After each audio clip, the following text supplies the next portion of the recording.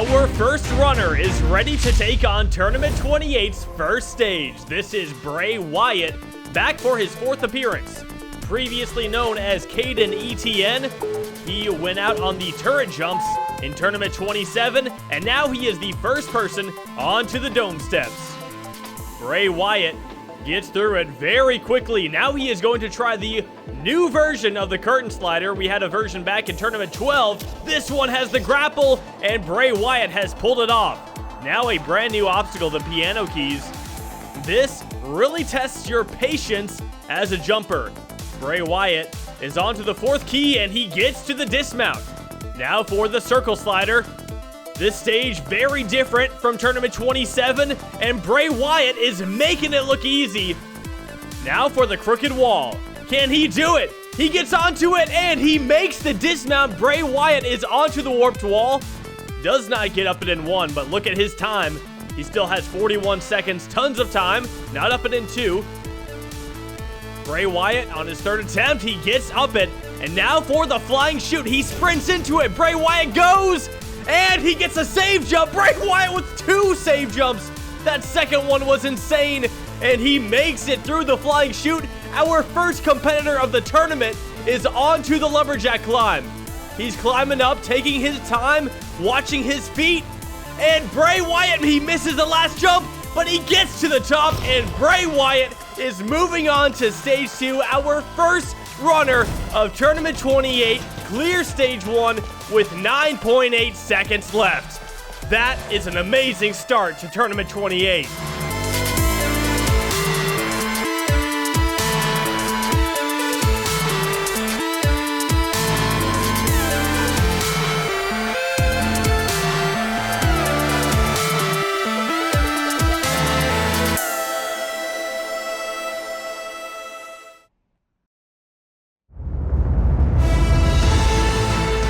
Hello and welcome to Halo Ninja Warrior Tournament 28. Despite the snow, things are already off to a hot start as Bray Wyatt was our first competitor to go and our first jumper to clear stage 1. Now 99 more competitors will be taking their shot at the 4-stage obstacle course here in the third Halo Infinite tournament. And a total victory is the Christmas miracle that our jumpers are wishing for. I'm very proud of Caden and his results thus far. The newer jumpers have been taken off, and I hope to see more of the newer jumpers clearing, including myself. And hopefully we can see more of the older veterans clearing that haven't cleared in a while. It's interesting. This course has been practiced a lot by a lot of people, and a lot of jumpers are worried it's very difficult. But Caden, right out of the gates, first ever clear on this stage, gives a lot of hope for a very exciting tournament. I'm very curious how this is going to play out. We've got a lot of up and coming jumpers that haven't cleared yet that are really good, and I think we're going to have a diverse set of jumpers clearing this tournament, and I think it makes a good tournament. Looking forward to it. Payrise 2 cents now has to follow up Caden's run, our second competitor of the tournament. And oh no, he is out on the first jump. We just had the two biggest extremes. A stage 1 clear, and then a first jump failure. Now we are on to Joe Da Bear. Let's see how he fares against the dome steps. I guess technically, a dome is more of a sphere, you would think, right? Not just a, I don't even know what you would call this type of shape. A quarter circle. But that just doesn't roll off the tongue. So the dome steps, that's what Sasuke calls it. That's what we call it.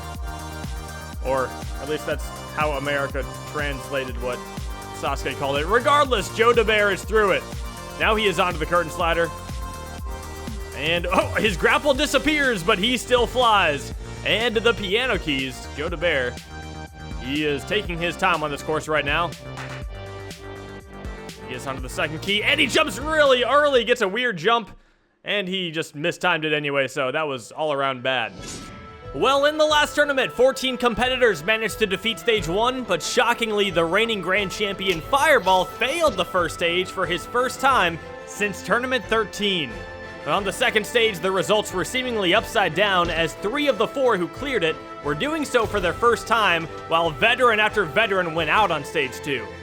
On stage 3, we saw Tricky Cyrus, Free MMO Direct, and Joey Davis get past the ultra crazy cliffhanger, with Joey going on to finish in first place, failing the final obstacle of Stage 3, the Rapid Repulse.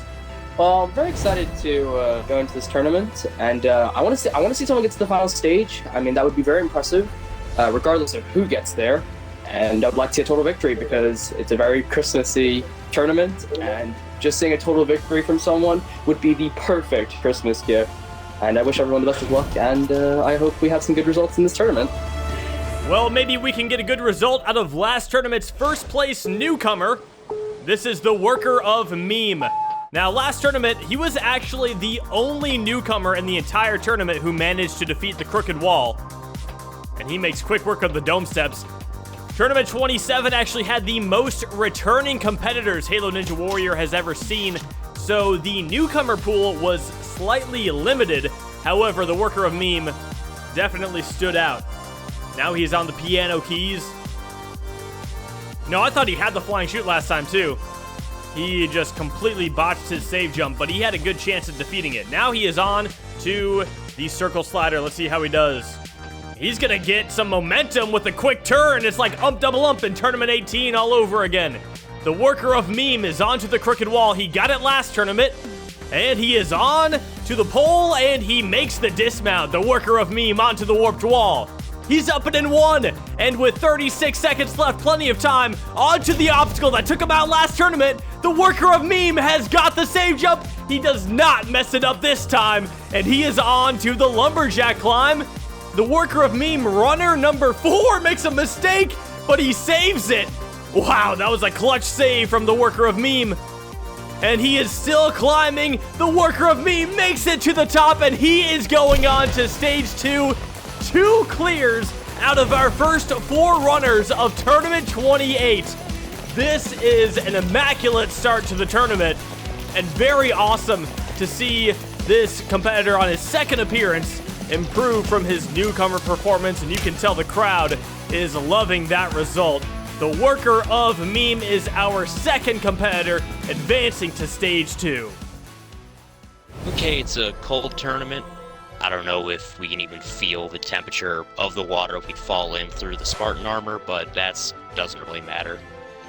I think everyone's just hoping for a good tournament. Everyone's hoping to do good as usual, and the time of year is just adding a little bit extra motivation to that.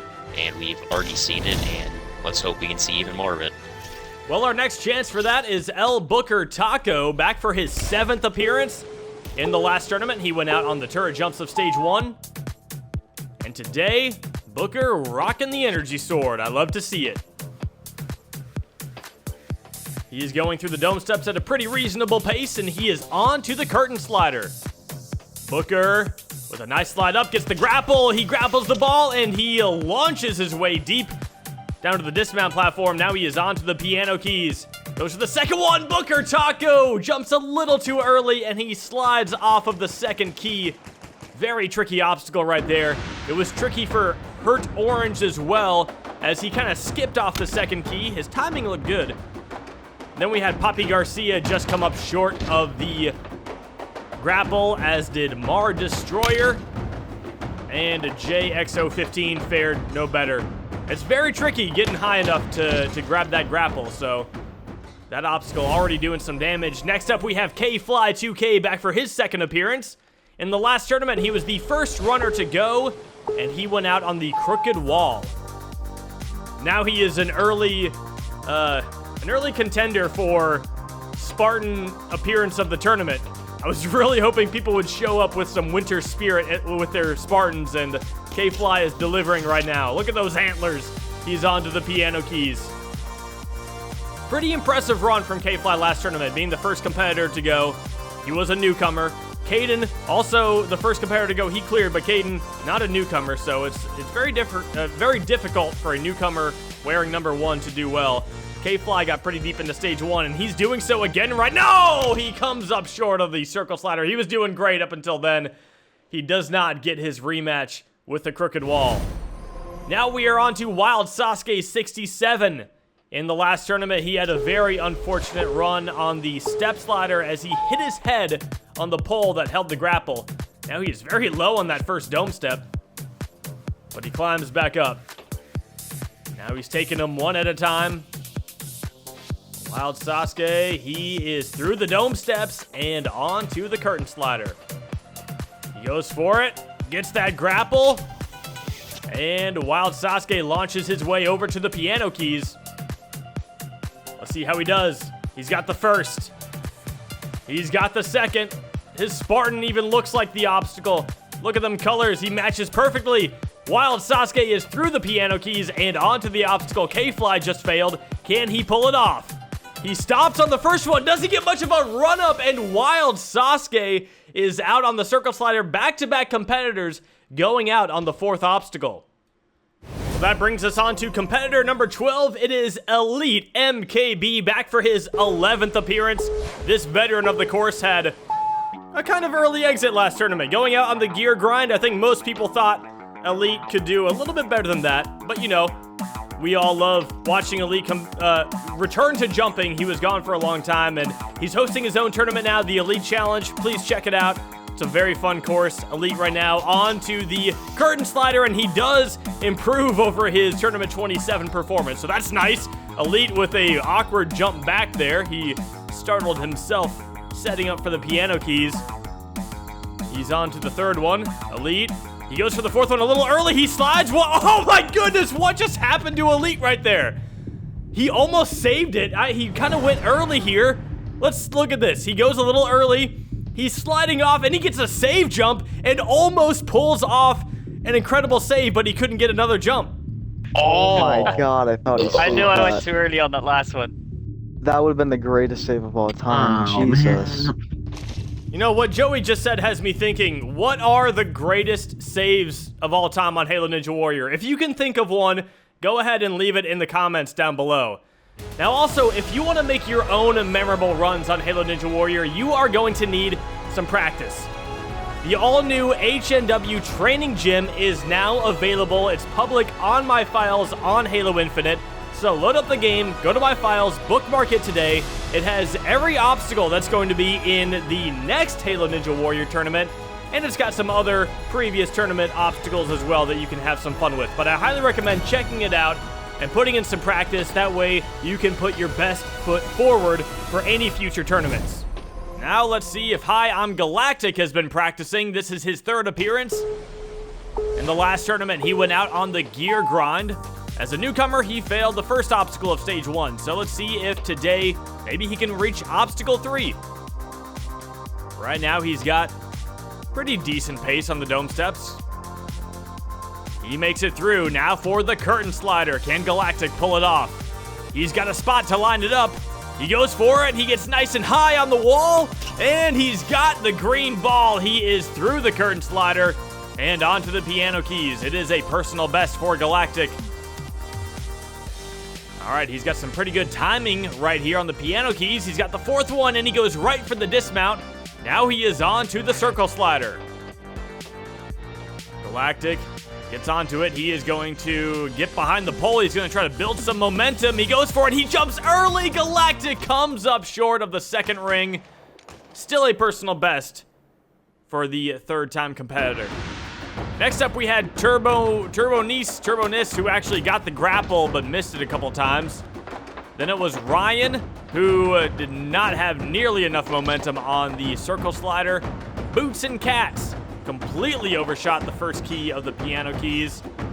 JBDDBJ, very symmetrical name there, couldn't even get to the first step. Neither could Ization123. And then we had Burning Drummer, who got so close to reaching the grapple, just couldn't quite grab it. Now let's move on to J-Stud Roblox, back for his second appearance. As a newcomer in the last tournament, he failed the dismount of the jump hang kai. That's always one of the most heartbreaking ways to go out on that obstacle. You've already done the hard part, and then you fail the dismount. J-Stud right now taking on the dome steps. He's also got his sword out. He is through the first obstacle and on to the curtain slider. He's going to get a big run up. He goes for it. He's got the grapple. Oh no, he misses the grapple, and J-Stud is out on the curtain slider. Look at how close he was here. He grapples just underneath the ball. If he had aimed 1 degree higher, he would have nailed it. That is a shame, but it just shows you how small of a window there is there to actually grapple that ball. Now we are on to Gaming Brando. In the last tournament, he was a crooked wall victim. Today, he makes his 4th appearance, starting off with the dome steps. Turning pretty quickly, getting these jumps very fast, and Gaming Brando is through the dome steps. Can he get the curtain slider? It has been doing a lot of damage. He gets the grapple, and he's got the ball and the dismount. Now for the piano keys. Gaming Brando. He's jumping for the 3rd one. He gets it. One more. He goes right for the dismount, and Gaming Brando is through the piano keys onto the circle slider. He's going to go full momentum. Gaming Brando. Yes, he's got it. He is onto the crooked wall. This is where he failed in the last tournament. Gaming Brando, he comes up short again, and 2 tournaments in a row. Gaming Brando is out on the crooked wall. Look at how close he was here. His shin caught it. If he had toes on his knees, I think he would have been able to crawl up there. But unfortunately, Gaming Brando cannot get over the crooked wall hump. Now we are moving on to Bubba Ace. His 9th appearance. Bubba Ace in the last tournament failed the turret jumps. He got to the 2nd turret, but could not get a good enough jump to reach the 3rd. Now Bubba Ace almost blending in with these dome steps right here. The host of Ninja Warrior of Roblox. Go check out his channel. All right, he's taking his time setting up for the curtain slider. He goes for it. He's kind of low, but he still gets it. Wow, that was impressive from Bubba. I thought he might come up short of the grapple. Now for the piano keys. He's onto the 2nd. He's got the 3rd. Bubba Ace, one more. Oh, he stays on it. Okay, a little risky there, but he is able to pull through. Now it is time for the circle slider. Bubba taking his time setting up for these obstacles. He might need this time later. Okay, he's gonna go full momentum. Oh, he comes up short of the 2nd ring on the circle slider. Still an improvement from last tournament.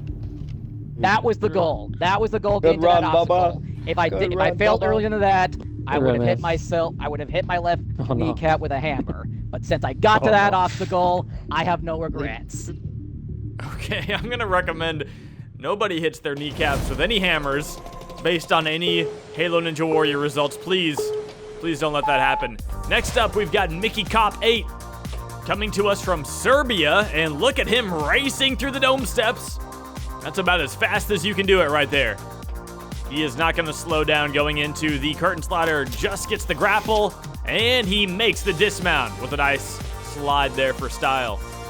Mickey Cop onto the piano keys. Whoa, he just stayed on that first one and drifted into the water. That looked weird. But anyways, that's a piano keys failure. Now let's move on to Shadowrun 132. And the last time we saw him actually was in Tournament 25 when he failed on the TIE Fighter. He feels like someone who's competed more on Halo Ninja Warrior. I didn't think this was only a 2nd appearance, but here we go. He gets through the dome steps very quickly, and now he is on to the curtain slider. Look at that. That's a great jump and a great grapple. Shadowrun jumping his way over to the piano keys. The timing there was perfect. He's got the 2nd key. He's got the 3rd. And the 4th. There he goes. All right, let's see if he can pull off the circle slider. It's been pretty difficult for the last few competitors. He gets the 2nd one, but he gets a slide. And he comes up short. A slide on that obstacle will ruin any chance you have at defeating it. Now we're going to join Disappoint in progress as he goes for the grapple, and he is through the curtain slider. In the last tournament, he went out on the flying chute. Right now, he is on to the piano keys. Making his 3rd appearance today. Another PC competitor enjoying his ability to compete via Halo Infinite. Now it is his turn for the circle slider. He is going to stop on the first one. He's going to do the worker of meme technique. It seems to work well for that mouse and keyboard lifestyle. You can turn that mouse really fast. He goes right for the crooked wall, barely gets it, but he's got the dismount. Now for the warped wall. He's going to stay on the right side. Interesting technique. Disappoint onto the flying chute. This is where he failed last tournament, but he gets a save jump this time, and he goes for the dismount. Disappoint is onto the lumberjack climb. He still has 25 seconds, plenty of time. Look at him go. He is looking so smooth, and on his third appearance, Disappoint is moving on to stage 2. Let's go. Let's go. He did not disappoint. How are you so bad at my last obstacles? Then you just literally got the lumberjack climb in like 4 seconds. Like, honest question. I don't know. Way to go, Disappoint, and with our fastest time so far, he is our third competitor moving on to stage 2. And now it's time to take a look at the current Infinite All-Star projections. Right now, our front runners are Joey Davis, Free MMO Direct, and Fireball. Now, despite Fireball's failure last tournament, he's still the reigning grand champion, and he has more first-place finishes than any other competitor. However, his performance this tournament is crucial to his campaign for becoming a 2-time All-Star. The other competitors in the running are Tricky Cyrus, Eternal Flame, Patty Freakin, Spenny 37, Atlantic Champ, and Gotenks. All of those competitors have either reached stage 3 or they made it to stage 2 in both of the first 2 Halo Infinite tournaments. We also have some competitors who are trending in the right direction, like Cobra, Vulcan, and Hunter Unit 751. All of them failed stage 1 in tournament 26, but they all managed to bounce back and get deep into stage 2 in the last tournament. Now, the first group of Infinite All-Stars is going to be announced at the end of tournament 29, so anything is still possible, but our competitors must perform well if they wish to achieve All-Star status. Unfortunately, our next couple competitors are not in the running for Infinite All-Star status. We had Ethical Nuke, who could not reach the grapple. And then we had one of my favorite runs so far. So this is Mr. Diddles, slightly concerning gamertag. Now he somehow grappled and got on top of the green ball, which I'm gonna allow it for him, but moving forward, nobody else is allowed to do that. I'm disqualifying that technique. He did end up failing the piano keys, but that was quite an entertaining way to pull off the curtain slider. Now we're moving on to Demigods. In the last tournament, he failed the Jumping Kai, and today he's making his 10th appearance.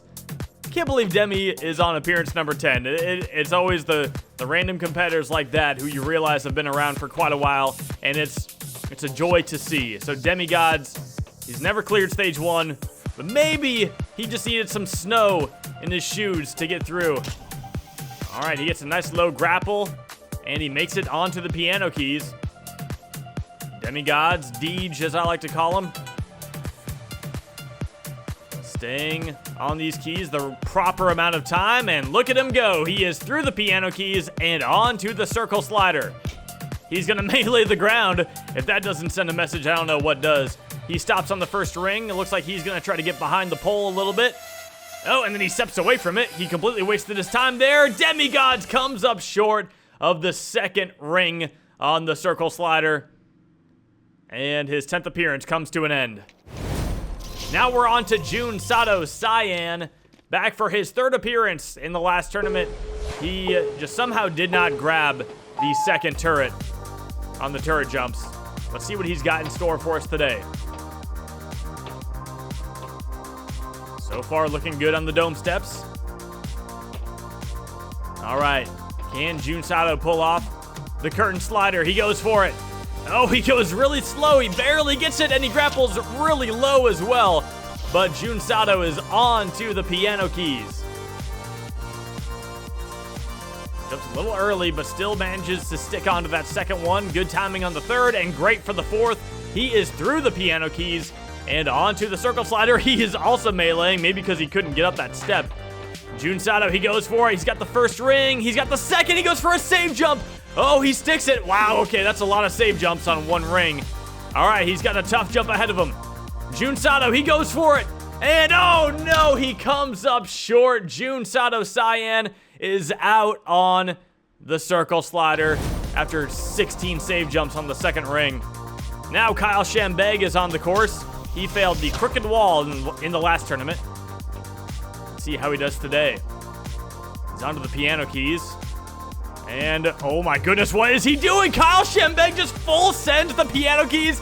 That's not even supposed to be possible, but he just did that. Nobody else has done that so far. That was very risky and very impressive. And look at that. He is through the circle slider. Now the obstacle that he failed last tournament. He goes for it, and Kyle Shambeg is out again on the crooked wall. But oh my goodness, we need to look at this piano keys technique again. He timed it perfectly to where he could just full send it. That is so risky, but so impressive. It's just a shame that he did all of that just to fail the same obstacle that he failed last time. But still, what a memorable run from Kyle Shambeg. After that, we had Rin, who, like a couple others have, failed the first jump of the dome steps, and then Bisagenix11 failed jumping to the second step, didn't have enough momentum. Johnny Cyan managed to get the grapple, and then grappled the pole and hit his head on the green ball, falling into the water. Then Rocket Guy rocketed his way up to the grapple, couldn't get the ball.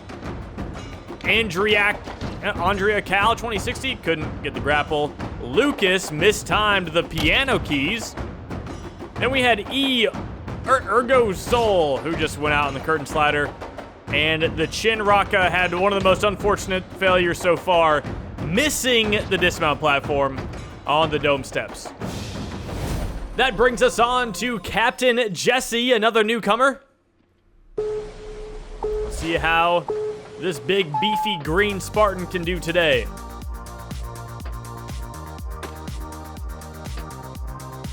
Right now, a very nice, slow and steady approach to the dome steps. And Captain Jesse is through it. Let's see if he can pull off the curtain slider. It has been a newcomer killer so far. Oh, he gets it. He grapples, and Captain Jesse is through it. That looked very sketchy, but he pulls it off. Now for the piano keys. He is waiting a long time, making sure he gets the timing just right. He's on to the second. On to the third with a little walking around. Captain Jesse, wow, not the cleanest, but he's through it. Now it is time for the obstacle that I don't think any newcomer has gotten by this so far. Captain Jesse's going to back up. He goes for it and comes up well short of the second ring on the circle slider. Very tough obstacle there for the newcomers. Now we are moving on to Super Ninja Jake, the veteran, making his 6th appearance today. He went out on the crooked wall last tournament, and he was not happy about it. Let's see how he does today. Super Ninja Jake racing through the dome steps. He's defeated this stage in the past. He would love to do so again. Hasn't done it on Halo Infinite yet. Now it's time for the piano keys. On to the first. He's got the second. He's got the third. One more. Super Ninja Jake is through the piano keys. Now he is on to the circle slider. Let's see if he can get the momentum. He's going for it. And Super Ninja Jake with a save jump on the last ring. Good technique right there. And he is on to his nemesis, the crooked wall. He goes for it. Super Ninja Jake is out on the crooked wall for the second tournament in a row. Why did it have to be the crooked wall again? Yeah, but to be fair, Jake, the rings are pretty fucking hard, so... I don't give a shit about the rings. That is my, 8th time failing the crooked wall across all courses. At least we know how Super Ninja Jake feels. But anyway, our next competitor, kind of similar trajectory as Super Ninja Jake. This is Sunnyside Splash. Now for the flying shoot. Sunny goes for it. He jumps. Sunny gets a safe jump, but he can't make it back.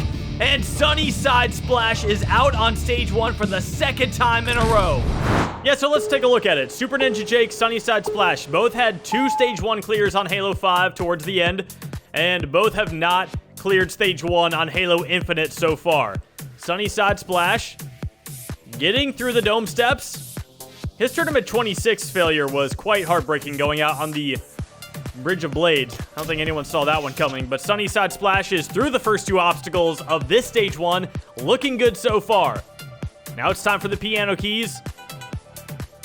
Again, look at the patience on these jumpers. You can tell the experienced jumpers know exactly when to go for it, and he gets right off of that 4th key and makes it onto the circle slider. He is going to take the slower approach here. He's going to get really far back, stay behind the pole. Sunnyside Splash. He is jumping across, and he is through the circle slider. Now it is time for the crooked wall. Sunnyside Splash is onto it. He gets a save jump, and he is through the crooked wall onto the warped wall. Not up it in 1. 31 seconds left. He still has time. He's up it in 2. Now time for the flying shoot. Can he do it? Sunnyside Splash goes for it. He gets a great jump and a save jump, and Sunnyside Splash is moving on to the lumberjack climb. He has 16 seconds. Should be plenty of time if he doesn't make a mistake. He's climbing.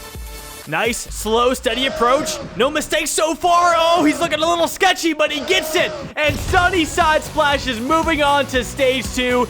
Let's go, Sonny. I was not expecting that. No way. Go, Sonny. Damn. Welcome back, dude. That is a huge bounce back performance from Sunnyside Splash, and he is our 4th jumper moving on to stage 2. That brings us on to Volcanic Crown, back for his 15th appearance. He had a fun run last tournament. He tries to get up it in 1, but he cannot. Now for his 2nd attempt, Volcanic, he goes flying off the side of the warped wall. Volcanic Crown, an absolutely terrible mistake there. It's one thing to time out on the warped wall, it's a whole nother to just go flying off the side. You don't see that very often. Volcanic Crown coming to us from Taiwan. Impressive that he's been around 15 tournaments. He does have multiple stage 1 clears on Halo Ninja Warrior. Him and Avows the Samurai back in Tournament 22 set the record for most appearances before getting their first ever stage 1 clear. And now he is on the curtain slider, gets a great grapple, and he's moving on to the piano keys. I want to see him get back to that warped wall. I want him to get his revenge. Oh, what's he doing? A save jump? No, Volcanic Crown is out on the piano keys. A heartbreakingly early exit from Volcanic. He took a save jump there. You just cannot get away with save jumps on the piano keys. And that is his 4th consecutive stage 1 failure. After that, we had Slothful Word went out on the curtain slider. Kendall XMC could not get to the 2nd dome step. Halo Man got the grapple, hit the ball with his head, like we've seen a couple other competitors do, and then Green Ship could not reach the grapple hook. And that brings us on to the first of a special group of competitors participating in Tournament 28. Moves around quite a bit. Going for the 3rd rock. He's got it. Oh, he almost walks off, but he doesn't. And he is going back to stage 2 with 18 seconds left on the clock. So yeah, while I was gone for 6 months, I hosted a special tournament called HNW The Rock. It was a simpler course designed to match the skill level of people who don't play Halo a lot. So now some of those competitors are here today to participate in Tournament 28. D-Chan AF, the first of those, he actually cleared stage 1 in both of the first 2 tournaments at The Rock, and then failed stage 1 the next 2 times. But he is through the dome steps and now on to the curtain slider. D-Chan AF, he's looking at that grapple, trying to get the jump lined up. He goes for it. Oh, I don't know if he sprinted. Oh, not enough speed, not enough momentum.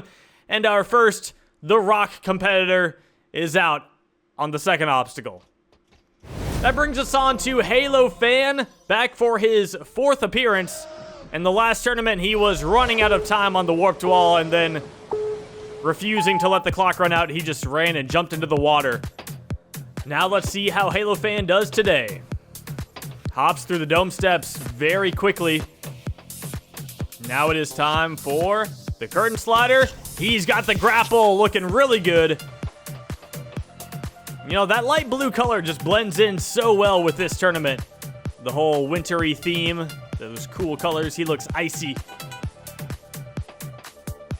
All right, he is through the piano keys onto the circle slider. Look at that momentum. Halo Fan is through it nice and clean and onto the crooked wall.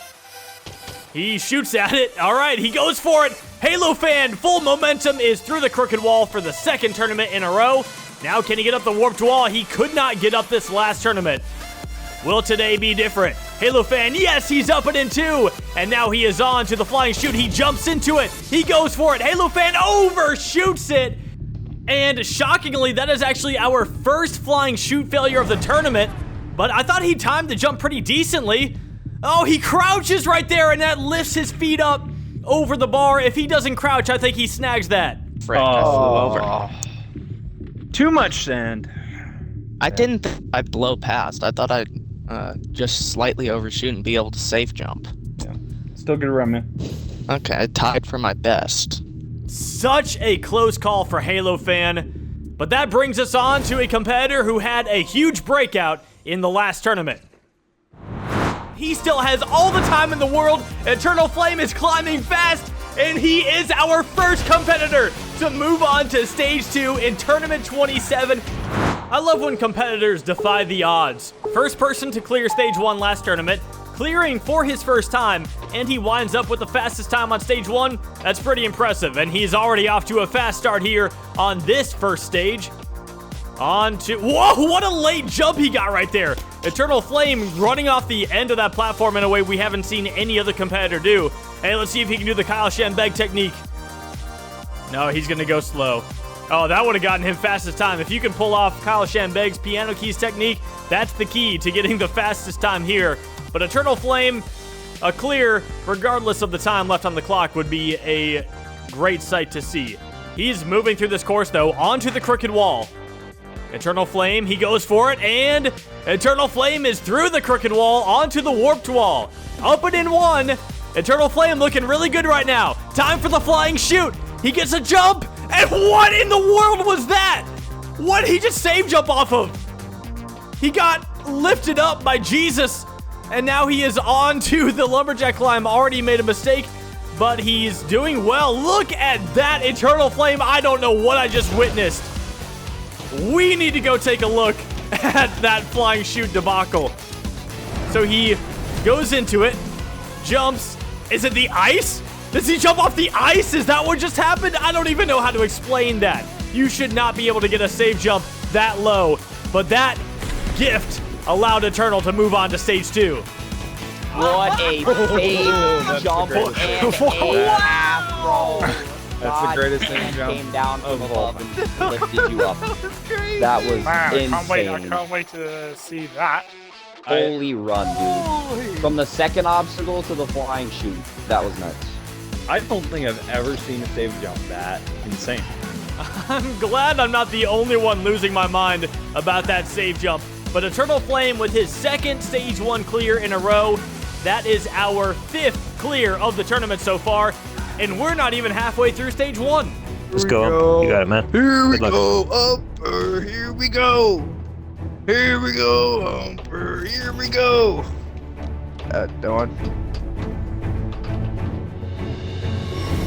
Next up is the Xbox One All-Star, Ump Double Ump. Ump's jumping career goes all the way back to the days of Spartan Warrior on Halo 3. Through his longevity, he earned his title as the godfather of Halo jumping, and he has had highs and lows on Halo Ninja Warrior. After starting his career with 5 Stage 1 failures, he broke out on the Master Chief Collection, reaching the 3rd stage 3 times.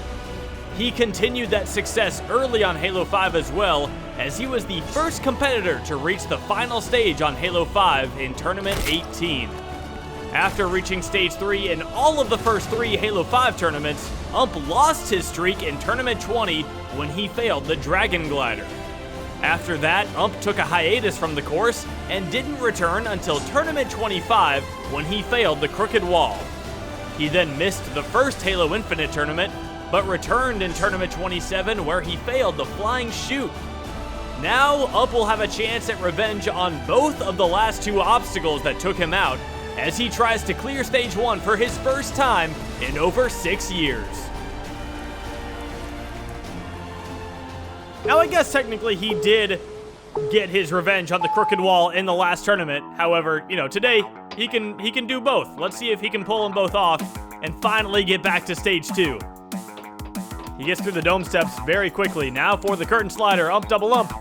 He's got the grapple. I feel like he dropped so fast there, but he launches high into the sky. He almost blends in that blue Spartan. Ump Double Ump getting pretty far forward on these piano keys. But he makes it through. Now it is time for the circle slider. Ump into the first one. Oh, he has to do a save jump on the second one. Can he get the momentum here? Is he gonna try to tournament 18 this? Yes, wow, that's pretty close. Ump Double Ump with an amazing save jump, and he is through the circle slider. Avoids a potential disaster there. Now the crooked wall. God, tripping over my words now. Ump Double Ump is through it, and he is onto the warped wall. Not up and in one, but he still has time. He's up and in two, 30 seconds left. Ump Double Ump. It's time for the flying shoot. This is where he failed in the last tournament. 23 seconds. He sprints into it. He jumps, and Ump Double Ump has a save jump. A couple save jumps, and he is through the flying shoot. Ump is on to the last obstacle of stage 1. Can he pull it off? The clock is ticking. The klaxon is sounding. Ump is going slow and steady, but he reaches the top, and Ump Double Ump is finally going back to stage 2. The crowd is loving it, and with 2.1 seconds left, the Ump drought is finally over. He has done it. He has gotten back to his old ways of defeating stage 1, and that is our 6th competitor already moving on to stage 2 in tournament 28. Well, we're halfway through stage 1. Things are going very well so far. Let's see if Roly Poly Panda can keep it up. And last tournament's first place finisher is going back to stage 3 with 11 seconds left. She was definitely one of the top competitors on HNW The Rock. It's time to see if those skills translate. It didn't work out too well for D-Chan. He went out on the curtain slider. Let's see where Roly Poly Panda can get. Right now, she is jumping to the 4th step on the dome steps. So far, so good, and she is through it. Now it is time for the curtain slider. Definitely a massive jump in difficulty for the second obstacle. Let's see. She's lining it up. She jumps. She goes for it. She's got the grapple. And oh no, she misses the ball. And another curtain slider victim. That obstacle is taking out a lot of jumpers. But next up, we've got Dan Jelly. She was also on HNW The Rock. Beat stage 1 a couple times.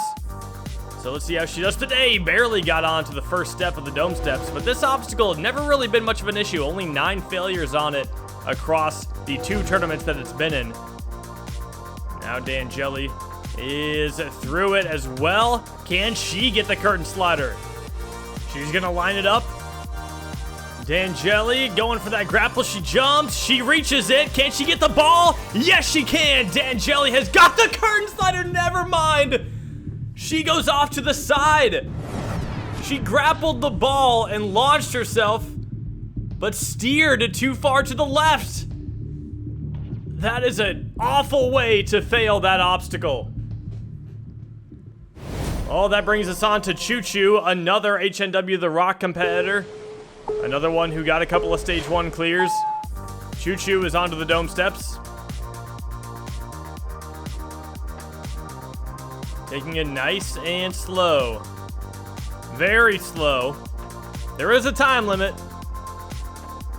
You can't see it when you're doing the run, but it's there. Choo Choo going for the last step. Can he get it? Nice late jump there, and he's on to the last step. Now he just needs to make the dismount, and he does. Choo Choo. No one from HNW The Rock has beaten the curtain slider yet. Can Choo Choo be the first? He is lining it up just like all the others did.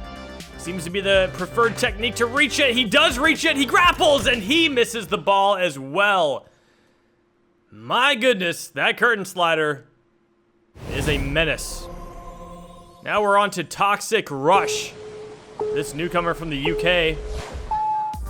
His first shot at the course. Time for the dome steps. Toxic Rush doing good so far. Can we see someone after Ump Double Ump beat the curtain slider? It's been a while. Toxic goes for it. He does get the grapple, and he gets the ball. Will he actually make the dismount? Yes, he does. It is time for the piano keys. He gets the second. Toxic Rush onto the third. Very good timing right here. He destroys the piano keys. That is textbook technique. Now the circle slider. Oh, he jumped straight over to the first ring. All right, well, Toxic Rush. At least we saw someone get past the curtain slider, but That was not the best circle slider attempt. Now we're moving on to Mighty Max 80. This veteran back for his 10th appearance. In the last tournament, he failed the flying chute. Now Mighty Max is on to the dome steps, and finally we're seeing someone pick up the pace a little bit. It's been slow these last few runs, but Mighty Max makes quick work of the dome steps, and now he is on to the curtain slider. Oh, he doesn't get the grapple! Mighty Max out on the second obstacle of stage 1. This competitor who has been to stage 3 multiple times on this course, and now he is out very early on stage 1. That is another disappointing run for Mighty Max. Following that run, we saw Fun Monkey also go out on the curtain slider. No one having a lot of luck with that obstacle. Ohio Farmer couldn't get to the second step on the dome steps. Stringy did make it to the piano keys, jumped a little bit too quick, and wasn't able to catch the third key. Crew Birdie Shaw just couldn't make it to the second dome step. Clark Alex with the worst run of the tournament tried to slide, didn't even get to try the first obstacle. E.T. is a ninja, had pretty good timing on the piano keys, but went a little too early and slipped off the third key. The Dan 68 was so close to beating the dome steps, but slipped up at the end. And then Dylan could not reach the grapple, and Mud Puppy couldn't get onto the first step. But with all that, we are now moving on to number 65. This is the veteran Expose. 18th appearance for Expose. In the last tournament, he failed the flying chute. He has failed that obstacle a lot in his career. But my goodness, look at his Spartan. He looks beautiful. What a decorative piece of armor he has there. All right, Expose is on to the curtain slider. It's taking out newcomers and veterans alike. Expose gets it. He misses the grapple, and Expose is out on the curtain slider. This obstacle is taking out everyone, regardless of experience. And look at how close he... Whoa, it looks like he got it. What? Did he hit the button again? Expose clearly hit the ball there. I'm not sure what happened. But after that unfortunate run, we are on to Sane the Legend, his 24th appearance. The second most experienced competitor in Halo Ninja Warrior. He went out on the crooked wall last tournament. Coming to us from Canada.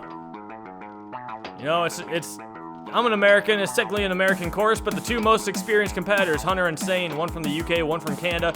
I love getting international with it. Sane onto the curtain slider. Can he get the grapple? All right, Sane. Can he get the dismount? Yes, he does. Now time for the piano keys. Sane onto the second key. Good timing so far. Sane the Legend is going to stay on the fourth one. He makes the dismount. Now it is time for the circle slider. Sane the Legend, he's going to go for it. Full momentum. Oh, he stops on the second one. Can he make this jump? It is a very big jump, but it is doable. Sane is going to back up, and he doesn't get a jump. Sane the Legend is out on the fourth obstacle of stage 1. I don't know if he meant to take a safe jump on the second ring. He tried to back up as far as he could, and he wasn't able to even get a jump to the third ring. That is a sad way for Sane to go out. Now we're gonna see if another veteran can have any luck. This is Soul Reaper 1025. He failed the flying chute last tournament, just like so many others have. And we're having a bit of a drought right now. We had a couple of clears to wrap up the first half of stage 1, but there's not been a lot of joy since then. We haven't even seen anyone get to the crooked wall since Ump. Soul Reaper is onto the piano keys now. He's got the second. He's onto the third. Soul Reaper catches the fourth, gets right off of it, goes for the dismount. Now it is time for the circle slider. What technique will Soul use? He's gonna go full momentum, it looks like. Yes, he is. And Soul gets through the circle slider. Now onto the crooked wall. He lines it up. He goes for it. And without stopping, Soul Reaper is onto the warped wall. Can he get up it in one? Yes, he can. This is where he failed last tournament. Soul Reaper goes for it. He jumps. And he jumps too early. Gets a safe jump and too much momentum. Soul Reaper out yet again on the flying chute, and it looked just like last time. Both times he was able to get a jump off the top, but had too much momentum and wasn't able to pull it back. Disappointing exit for Soul there, not learning from his previous mistakes, but still, at least we saw someone get to the flying chute. It's been a while. Now we're on to Spartan Walnut 71. Guess what? He failed the flying chute last tournament. Not sure if you've heard that story before, but now Walnut is on to the dome steps. And he's looking good so far. Walnut is onto the curtain slider. He doesn't stop, goes right forward, gets very high on the wall, and he gets the grapple. Spartan Walnut, very good technique there on the second obstacle. Now for the piano keys. They're icy, they're slippery, but Walnut is staying on, and he gets through it. Now it is time for the circle slider.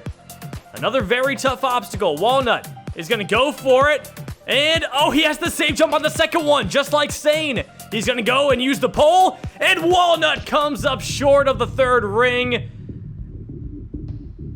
He got stuck in the same spot Sane did. He tried to use the pole to get momentum. At least he got a jump.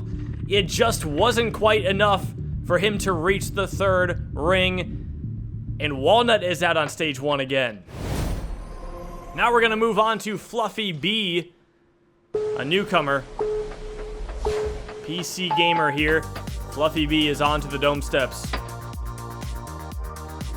Making pretty quick work of it. He's got the little chicken legs, almost looks like Hunter.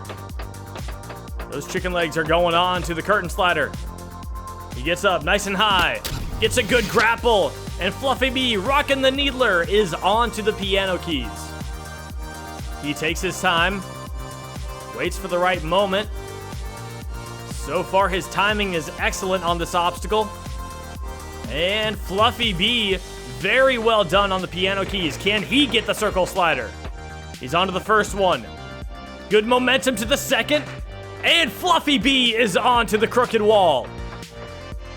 He's gonna stop. He's gonna line it up. Fluffy B, he goes for it. He gets very high, but he doesn't get the distance. And Fluffy B, the newcomer, a very good run, but he could not pull off the crooked wall. After that, we had young Farrells, who failed the last step of the dome steps.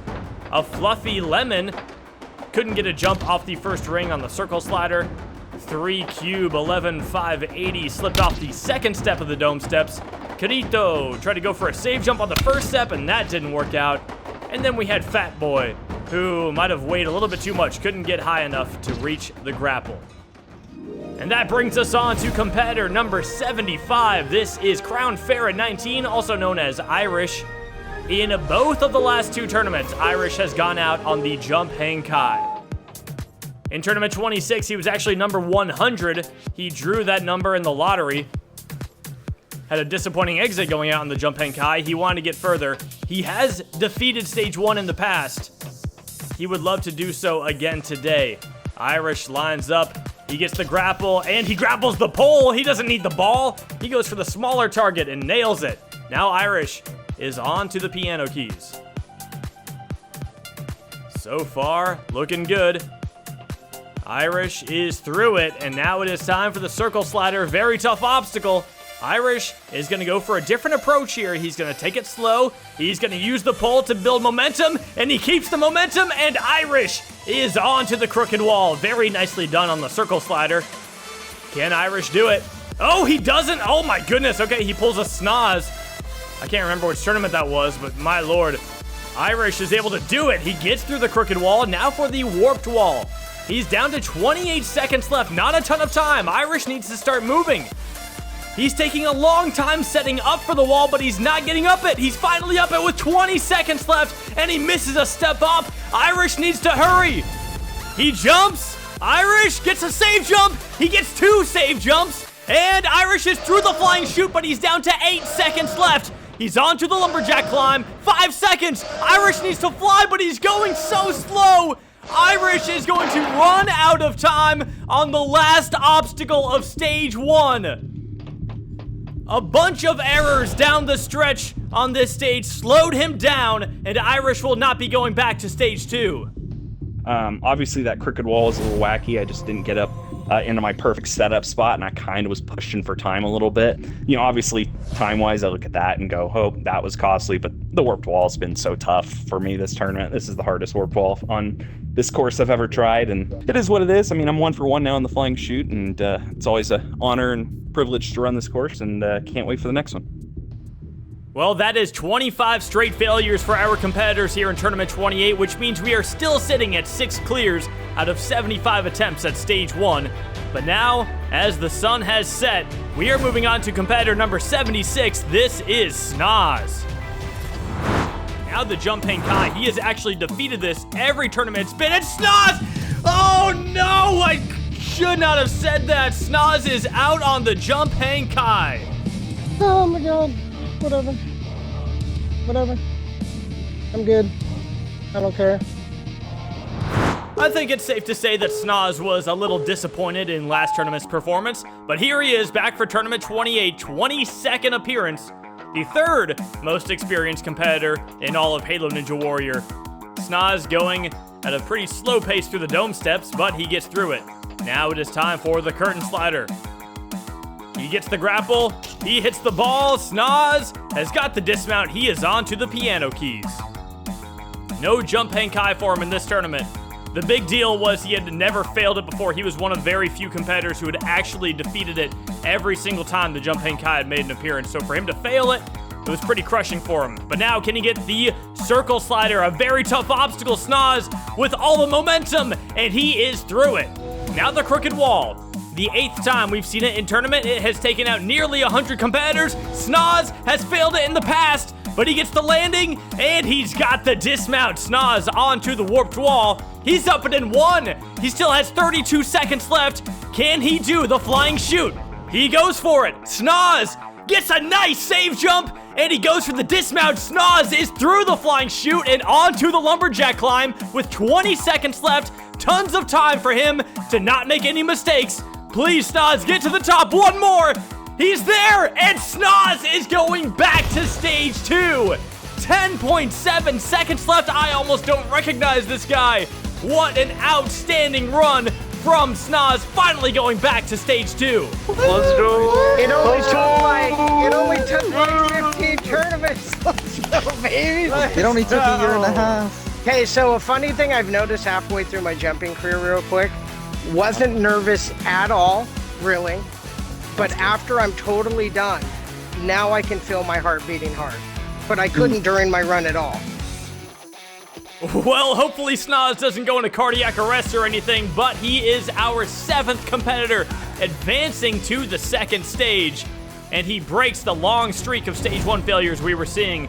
Let's see if our next competitor can keep it up. This is Vulcan. And is he going to continue his weird curse? It looks like it. Strafe Helix is going back to Stage 2. So just for reference, the last time that Vulcan or Strafe Helix made it to Stage 2 on an even number tournament, that was Tournament 20. That was, 6 years ago, maybe 5.5. But still, it's been a long time. Vulcan changed his gamer tag. He used to be Vulcan 1610, then he was Strafe Helix, now he's back to Vulcan. And right now he is on to the piano keys. Made quick work of the first 2 obstacles. The curse is still active as far as we are concerned. Can Strafe or Vulcan finally get through it? Now he is on to the circle slider. Vulcan is into the 2nd ring. He's got the 3rd ring, and he is on to the crooked wall.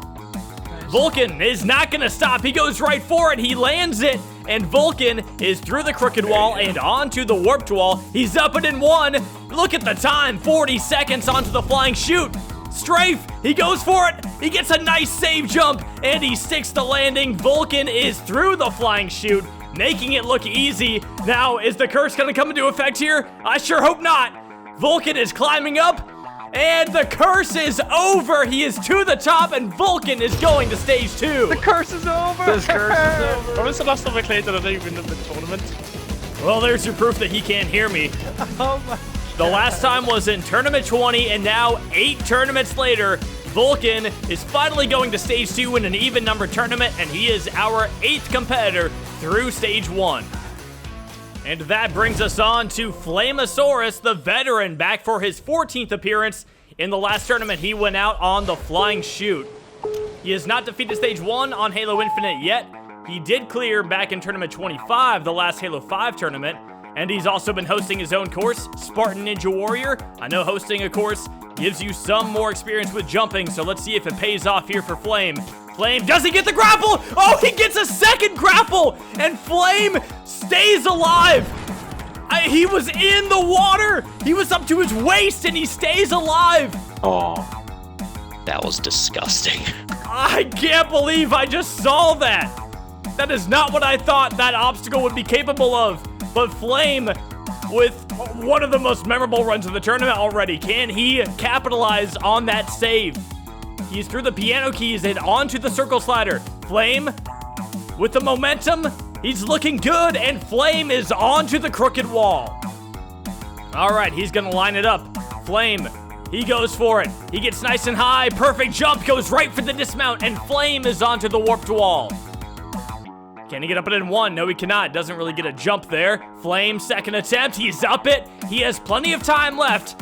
Time for the flying shoot. He jumps into it. Flame goes for it. Too much speed, and he's not able to get a save jump. And despite the incredible save on the curtain slider, Flame is out on stage 1. That brings us on to Avows the Samurai, getting through the curtain slider in a much less exciting way. But in the last tournament, this guy did defeat stage 1. Can he go back-to-back? Avows is through the piano keys and onto the circle slider. He gets the first one. Big jump to the second, and he doesn't get a jump off the second ring. Avows with an early exit on stage 1. Well, our next competitor was TNC Noodles, who had a very similar fate. This time sliding on the second ring, not getting a jump. That circle slider has been doing a lot of damage, but now we are on to another newcomer. This is Gotenks. Big fan of the show. I guess he's a fan of both me and Gotenks. If me and Gotenks had a child, yeah, never mind. I won't get into that here. Gotenks, a very slow pace so far on the dome steps, but he is going to get through it. Not every newcomer can say that this tournament. Now he is lining up for the curtain slider. He goes, he gets very high. He does get the grapple, but he cannot grapple the ball. Gotenks out on stage 1. Now we are on to another veteran. This is Petrillo Fam 4. In the last tournament, he went out on the crooked wall. This veteran has been such an incredible jumper on so many different courses. He has made a lot of final stages in his career. However, he has not made one on Halo Ninja Warrior. Let's see if he could change that in Tournament 28. Petrillo is through the curtain slider and onto the piano keys. Rocking the pink armor, looking good as always. Petrillo with a good pace on the piano keys, and he is through it. Now it is time for the circle slider. It doesn't matter if you're a veteran, a newcomer, who you are. A lot of people have been struggling on this obstacle. Petrillo Fam, he goes for the second one. He's got the third, and he is on to the crooked wall. All right, time for revenge. Petrillo, he goes for it. He gets a great jump, and he gets a great dismount. Now for the warped wall. Petrillo not up it in 1, but he has a ton of time on the clock. Not up it in 2. Petrillo still has a little time to work with, but he's going to need to get up it soon. Petrillo is finally up the warped wall. This is why it pays to go fast. Give yourself a little warped wall insurance. Petrillo has got the flying chute. Can he make the dismount? Yes, he can. He is on to the lumberjack climb.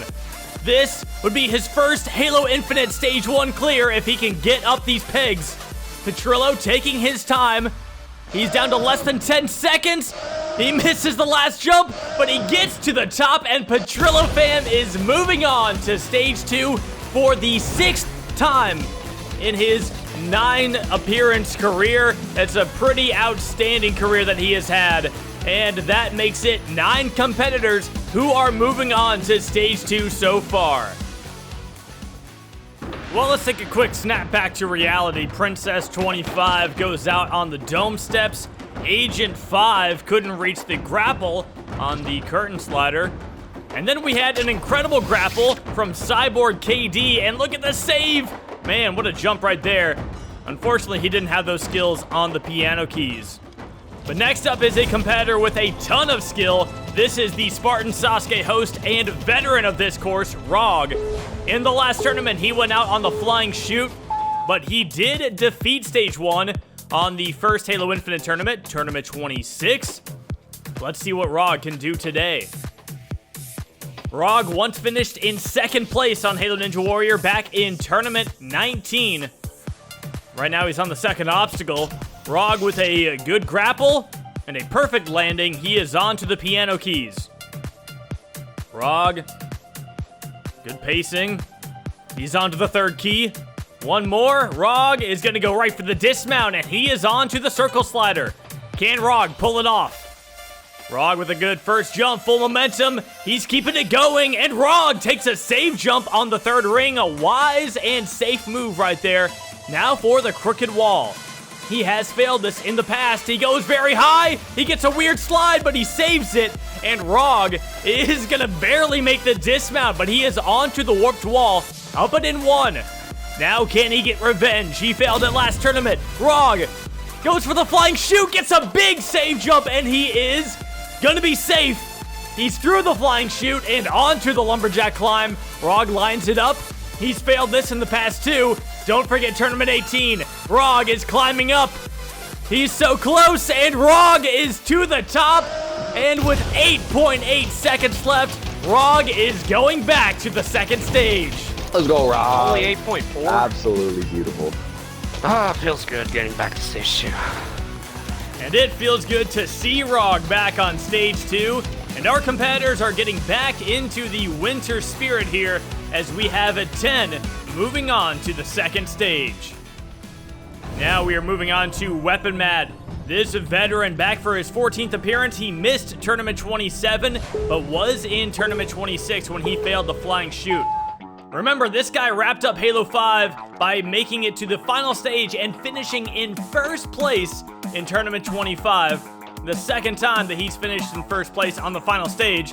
Third first place finish overall. Webmat doesn't get the grapple, and he is out on the second obstacle of stage 1. This competitor with 3 first place finishes. Now he is out on only the second obstacle of stage 1. Let's look at this grapple. He missed it by an inch, just barely underneath that ball. He tried to go for a second grapple like Flame, but it did not work out.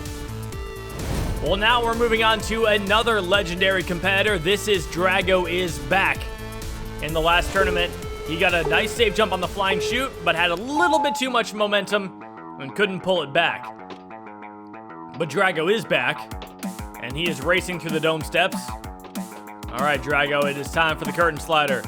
Weapon Mat just failed this. Drago is going to get a grapple. He gets it very early, goes straight across, and he's onto the piano keys.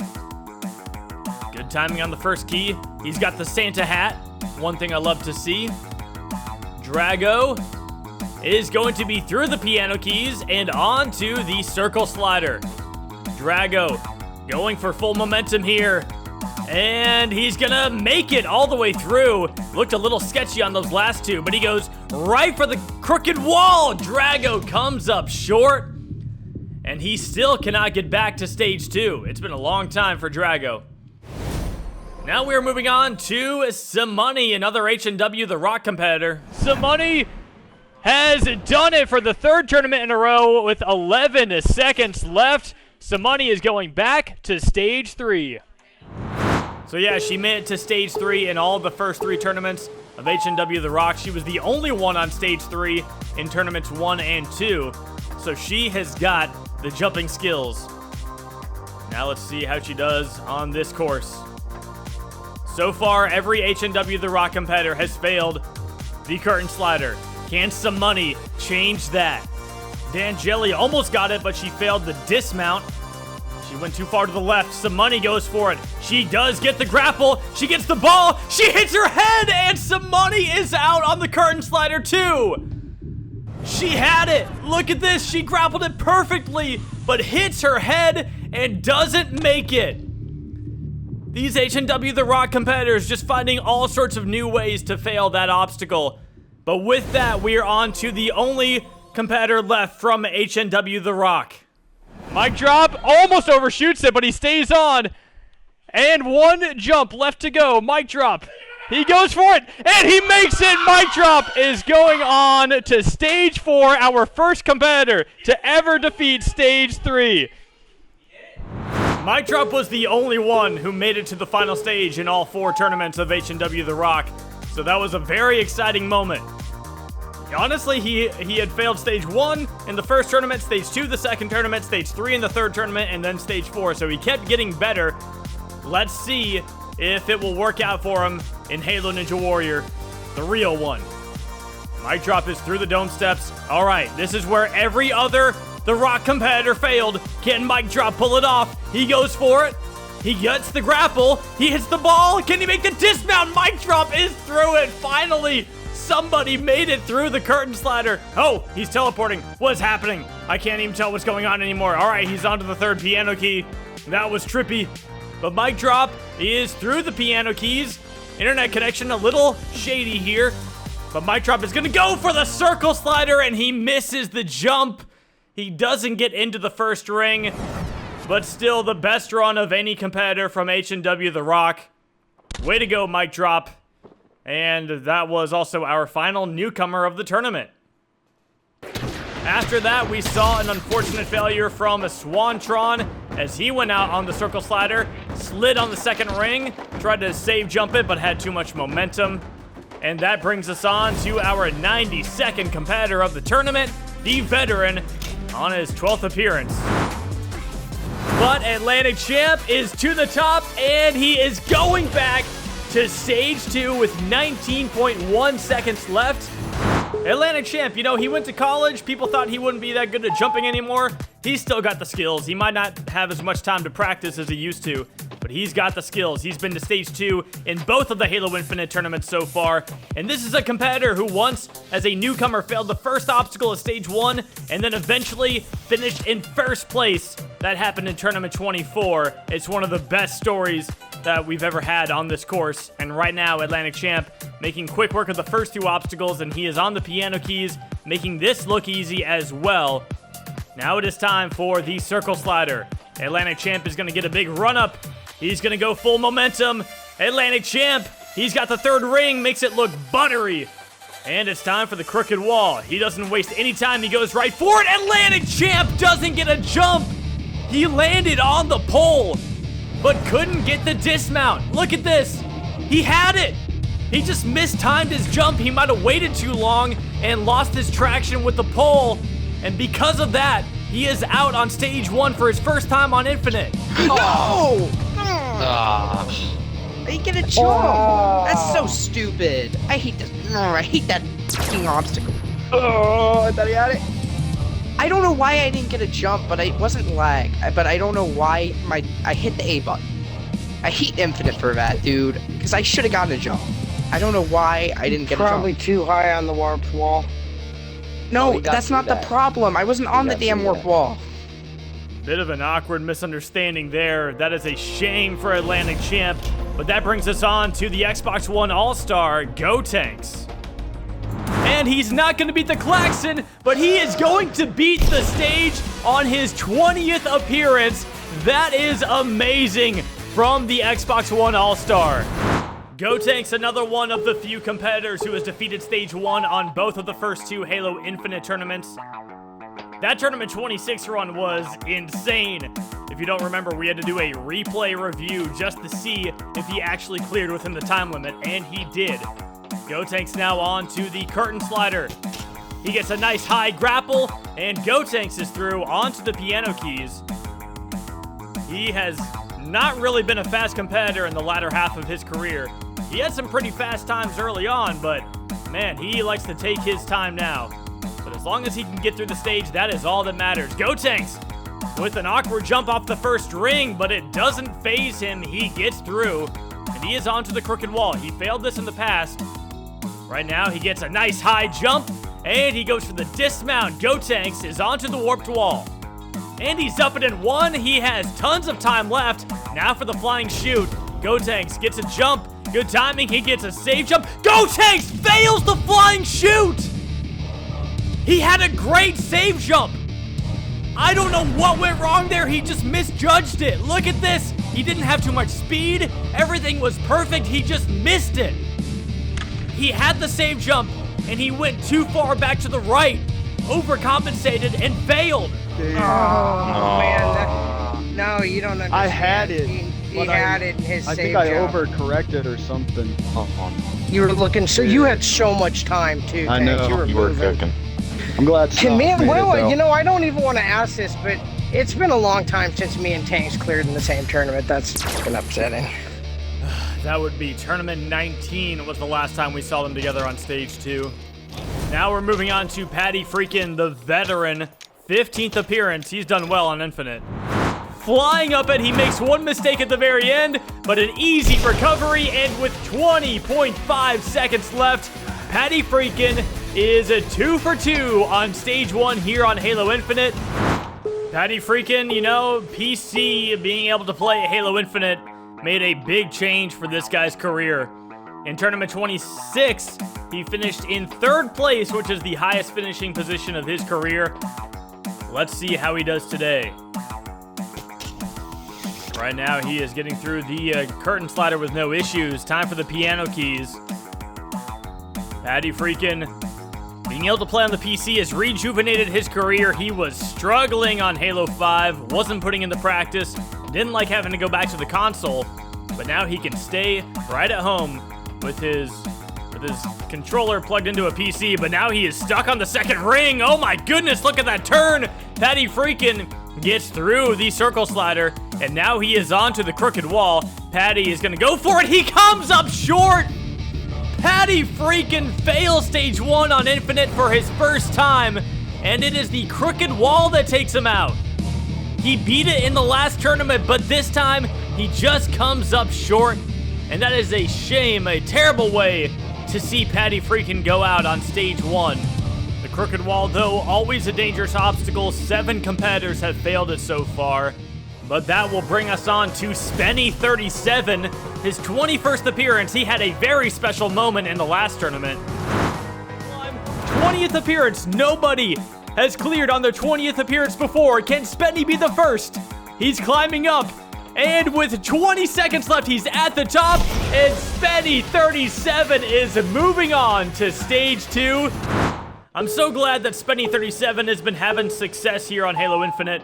He had a very rough patch on Halo 5 where he had 6 straight Stage 1 failures, but then he bounced back with back-to-back Stage 3 appearances in Tournaments 23 and 24. And now let's see if he can go 3 in a row on Halo Infinite. Spenny going for the curtain slider. Very clean on the second obstacle. Now it is time for the piano keys. Spenny onto the second. He's got the third. And the fourth. Spenny is through the third obstacle. Now it is time for the circle slider. Spenny jumps into the first one. Full momentum to the second. He keeps the momentum going, and Spenny is on to the crooked wall. He is not going to stop. He goes right for it. He sticks the pole, and he destroys the dismount. Very well done, Spenny. He is up the warped wall in 1. Can he do the flying shoot? Spenny goes for it.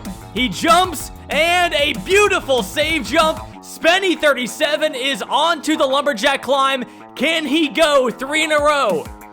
He's on to the second peg, the third, the fourth, the fifth, and the 6th, and Spenny 37 is going back to Stage 2 for the 3rd tournament in a row. 16.3 seconds left. That is a great run from the New Zealander, and he is off to an incredible start here on Halo Infinite. I love to see it, and we have 11 competitors advancing to the 2nd stage. Now we're moving on to a competitor who did great in the last tournament. This is Tricky Cyrus. He made it to the pyramid scheme on Stage 3, but he was actually the first competitor to defeat the ultra crazy cliffhanger on Halo Infinite. He also finished in 2nd place, so big shout out to Tricky for that. Now he is through the first obstacle of Stage 1. Going onto the curtain slider, he gets it. And he is going to grapple across. Tricky Cyrus onto the piano keys. He's gonna crouch. He's crouching on the keys, staying low to the ground. All right, Tricky Cyrus makes quick work of the piano keys. I guess as quick of work as you can make of that obstacle. But can he do the circle slider? Tricky Cyrus with great momentum, and he is on to the crooked wall. Tricky Cyrus lines it up. He goes for it, and he gets a nice landing with a save jump on the pole, and the dismount is no problem for Tricky Cyrus. All right, he doesn't get up the warped wall in 1, but he gets up it in 2. Barely any run-up for Tricky. And the flying chute. Can he do it? Tricky Cyrus, he gets a good save jump. Make it 2 save jumps, and Tricky Cyrus is through the flying chute. He is on to the lumberjack climb, and with 20 seconds left, he has tons of time, but Tricky Cyrus fails the second peg. That is a shocking failure for Tricky Cyrus. What an absolute mistake. One more time now. Oh my no! God. Ah.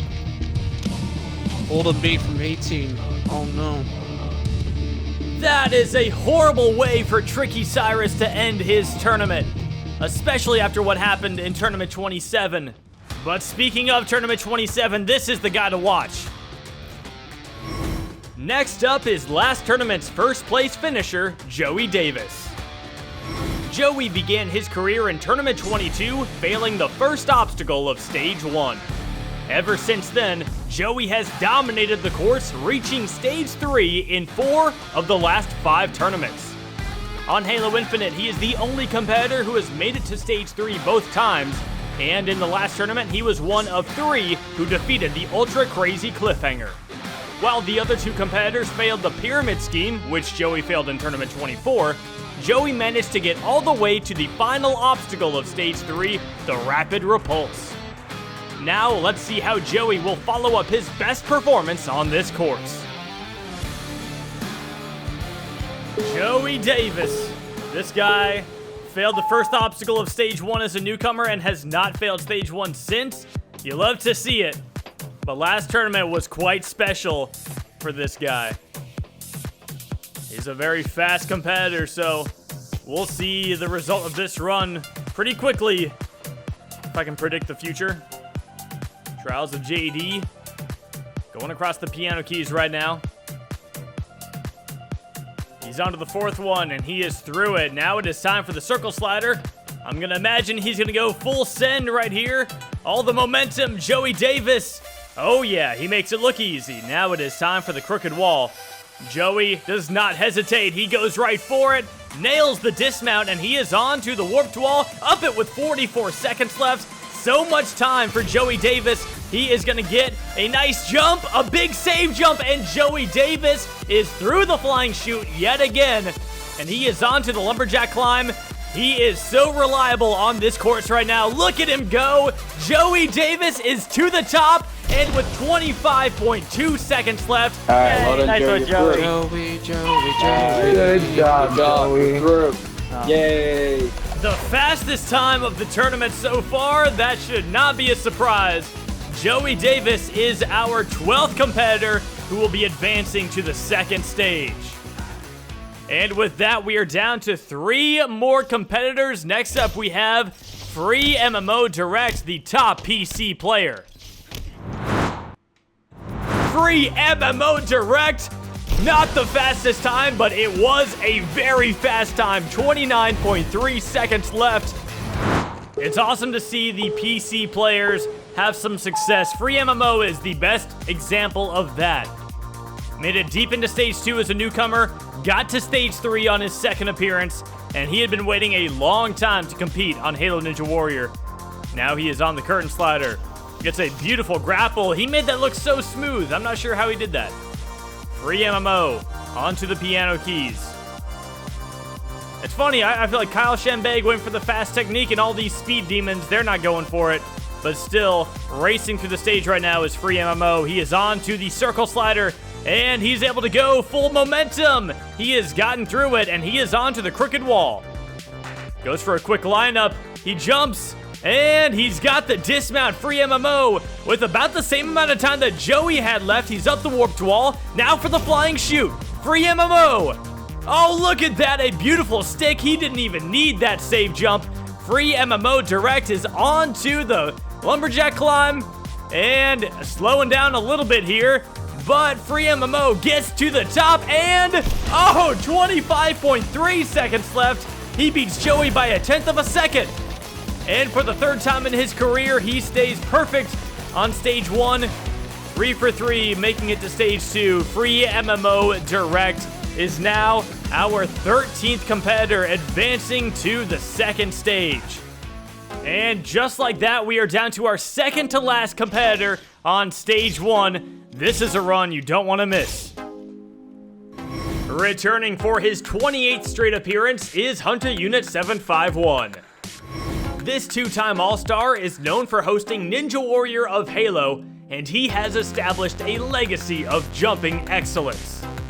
After clearing stage 1 in all of the first 19 tournaments, which included 2 final stage appearances, Hunter was considered one of, if not the greatest competitor of all time on Halo Ninja Warrior.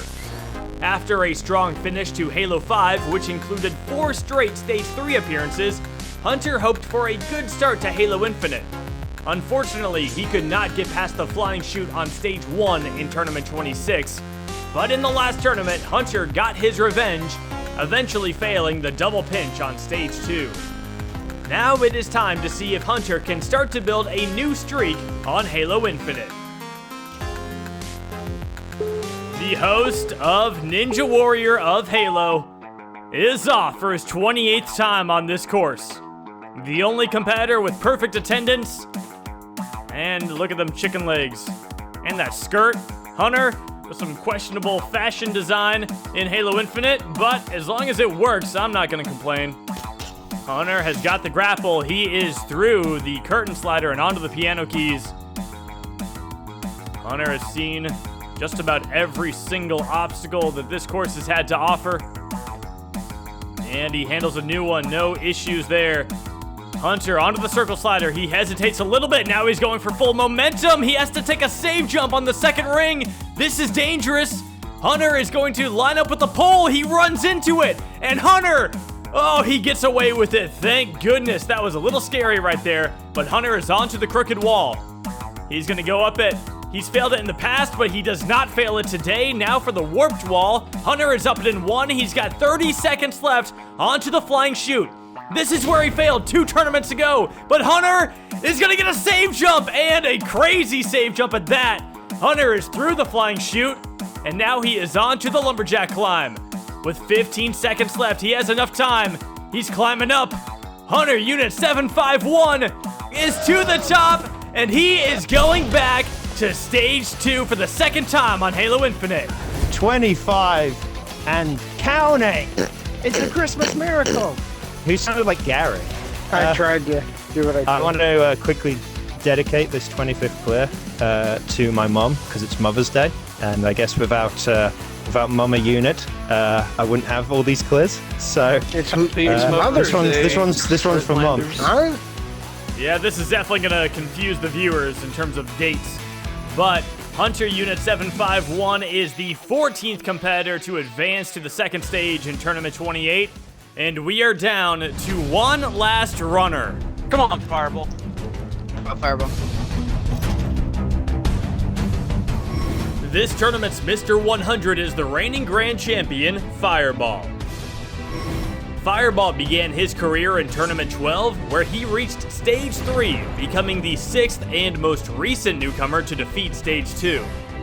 After failing Stage 1's brace slider on his second appearance, Fireball went on an incredible run that included a total victory in Tournament 20, another final stage appearance in Tournament 25, a streak of 9 straight Stage 3 appearances, and 13 straight Stage 1 clears. Unfortunately, his Stage 1 clear streak came to an end in the last tournament when Fireball came up short on the crooked wall. Now we will see if Fireball can bounce back from his first Stage 1 failure since Tournament 13. This is a true test of a jumper's fortitude and resilience. How do you bounce back from a soul-crushing defeat? Fireball off on the dome steps right now. He wants to prove that last tournament was a one-off and that he is not deteriorating in terms of jump skill. He is through the curtain slider. Now, I would never think the Fireball is on the downward slope. He is way too talented for that to be the case. Regardless, though, he's got to put together a good run here. Fireball is on to the circle slider. He gets the first one. He makes it to the second. Full momentum to the third, and he is on to the crooked wall. This is it. This is where he failed in the last tournament. Fireball is going to go for it, and this time, he destroys it. One smooth motion. He's up the warped wall in one. Fireball is flying right now. He jumps into the flying chute, and look at that. He basically sticks it, gets the save jump anyway, and Fireball is onto the lumberjack climb with so much time left. He's climbing up. He's making it look easy. Fireball misses the last jump. Oh, that might have been the fastest time if he got that. 24.7 seconds left. He's back. You could knock me down. But oh my god, this is I suck. Let's go, I baby. It did not take long. Wow, what a jump right there. It did not take long for Fireball to bounce back from Tournament 27. He made that course look very easy, and that is why he is the reigning grand champion on this course. And for the first time on Infinite, the 100th competitor actually beats Stage 1. With 15 Stage 1 clears, Tournament 28 is now tied with Tournament 23 for the second highest number of Stage 1 clears in the tournament. Tournament 24 still has the record with 21 clears. Those 15 are Bray Wyatt, the worker of meme, Disappoint, Sunnyside Splash, Eternal Flame, Ump Double Ump, Snaz, Vulcan, Petrillo Fam, Rog, Spenny 37, Joey Davis, Free MMO Direct, Hunter Unit 751, and Fireball. Now, this impressive group of jumpers will get their shot at the second stage. On Halo Infinite, Stage 2 has challenged even the best, as only 24% of our competitors who reach this stage have been able to defeat it. The only obstacle change from Tournament 27 is the newest version of the chain reaction, featuring the grapple shot. Of the 15 competitors here, 11 of them have defeated Stage 2 in the past, and they will need to rely on every ounce of that experience if they hope to do it again today.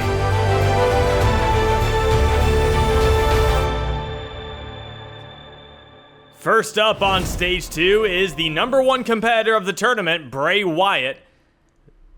He's making his 4th appearance on the course today, but his first appearance on Stage 2, and he will be the first to try the new chain reaction. You have to use the grapple hooks to grapple these red beams. You can use that ledge on the side if you want to be safe about it. Bray Wyatt demonstrates that perfectly. Now he is on to the Kudari Salmon ladder. Looking good so far. Oh, almost a clean climb, but he misses the last ledge, finally gets up it. Now for the transition, Bray Wyatt might have been using the invisible blocker, but we won't mention that. All right, he is taking the jump approach going down. He is jumping down each rung, getting a save jump, hitting his head, but it's working for him, and Bray Wyatt is through the Kudari Salmon ladder, and he is on to the spider walk. It took out a couple of competitors in the last tournament. Bray Wyatt taking a lot of save jumps. He is already down to 26 seconds. He goes for the descent, and he is through the spider walk onto the double pinch, but only 20 seconds left. He really needs to pick up the pace, but Bray Wyatt comes up short on the double pinch. And our first competitor on Stage 2, a valiant effort, but a fail nonetheless. Next up, we have the worker of meme. He is making his first appearance on Stage 2. One of the up-and-coming PC players.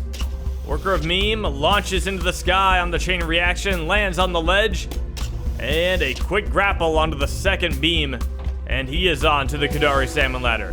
This obstacle has appeared 8 times in tournament. It has been failed 11 times.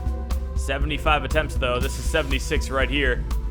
Worker of Meme makes quick work of the first ladder, and he's going down, hits his head, and Worker of Meme is out on the salmon ladder. He was going so fast, but when he got down to that bottom ledge, he went for a save jump, and it actually caused him to fall off. He hit his head, and it knocked him out. And that is one of many ways that this obstacle can take you down. Now we're moving on to Disappoint. He did not disappoint on Stage 1. I know we have run that joke into the ground, but on his third appearance, he has finally made it to stage 2. Taking his first shot at it. Disappoint, gonna go to the ledge on the chain reaction, hops right off of it and goes right for the second beam. He's got it. Another good PC player here. Disappoint. Gonna be nice and methodical on this climb. Misses the last rung. Misses it twice. Oh, he misses it 3 times. Disappoint, struggling a little bit, but he finally gets it. Now he is gonna go for the transition. Disappoint, working his way down. He's got a lot of momentum, and he can't get the save jump. And very similar to how the worker of meme just went out, that is back-to-back failures on the salmon ladder. But next up, we have Sunnyside Splash. This veteran has been on stage 2 before. The last time was in tournament 25 when he failed on the double pinch. Can he get a shot at redemption today? Sunnyside Splash goes for the grapple. Lands on the ledge. He's gonna aim for that second one, and Sunny is through the chain reaction and on to the Kudari salmon ladder. Nice slow back up there. Backs up a little too far, can't reach the third rung. He is going very slow on this obstacle right now. Sunnyside Splash, not too worried about the time, but he gets to the top of the first ladder, and he's got the transition. Now let's see the descent. The last 2 competitors failed here. Sunny not save jumping, and it works out. Sunnyside Splash goes for the dismount, and he is on to the spider walk. He's down to 30 seconds though, not a lot of time for Sunny. He really needs to pick up the pace. Sunny still on the spider walk. He goes for the descent, and Sunnyside Splash is out on the spider walk. Our first spider walk victim of the tournament. He was going very slow, but right here, he just didn't quite get far enough into the window to get a jump. And Sunnyside Splash with the 3rd stage 2 failure of his career. But that brings us on to Eternal Flame. In the last tournament, Eternal Flame defeated stage 2. He was the first person to take it on, and he got through it. Let's see if he can go back to back. Eternal Flame on the chain reaction. He's gonna be the first one to pull off the skip. He does not need that ledge off to the side. Eternal Flame, a very fast jumper. He has gotten the fastest time on stage 1 in the last tournament, and he was up there for time on stage 2 last tournament, but look at how fast he went down the salmon ladder. He is flying through the course right now. You know that stage 2 is a stage of speed, and Eternal Flame is maximizing his opportunity right now. He gets the descent on the spider walk, and now he is on to the double pinch. Bray Wyatt failed this earlier. Eternal Flame, he comes up short on the double pinch, an obstacle that he defeated in the last tournament. But let's take a look. It looked like he had a great jump, but he must have jumped just a little bit too early, or somehow he must have lost his speed because he couldn't quite make the distance. Eternal Flame unable to make it back to stage 3. But our next competitor, he has never struggled with stage 2 in the past. This is Ump Double Ump. Now, we haven't seen him here in a while. The last time was in tournament 19 when he defeated it. He is actually 6 for 6 on stage 2 throughout his career. Ump Double Ump, he's gonna go for the skip on the chain reaction, and he made it look easy, except he almost overshot the dismount. Ump Double Ump stays alive. Now he is on to the salmon ladder. He gets up the first ladder with no issues. Now he's gonna go back down. Ump being very cautious here. He saved himself a little bit of time with both the first obstacle and the first ladder, and he's able to take some time going down. Now he is on to the spider walk. Ump Double Ump with 40 seconds still, tons of time. He goes for the descent, and he barely catches the window. Takes a couple extra save jumps, and now he is on to the double pinch. Ump Double Ump has never tried this obstacle before, but he does not care about that. He is through it and on to the metal spin. Ump Double Ump, he likes to have his lineup techniques. He's gonna line it up, he goes for it. Ump Double Ump has got the grapple. He's flying and he lands, and he is on to the wall lift. Ump Double Ump still with tons of time left, and he doesn't get a jump on the wall lifts. Ump Double Ump just failed the last possible jump of stage 2. He was 6 for 6 in his career and 1 jump away from going 7 for 7. but he doesn't get a jump. That is a heartbreaking way for Ump Double Ump to go out. Well, it's good not to fail stage 1 at least, but I mean, like, my #1 goal is to mainly keep that stage 2 streak alive, but obviously that just ended. At least if you're gonna fail stage 2, you know, I think I did a couple skips in there, made it fun for everybody, I hope. But yeah, just I think I lost focus or something on that last one, but had a technique and I think I just wavered from it.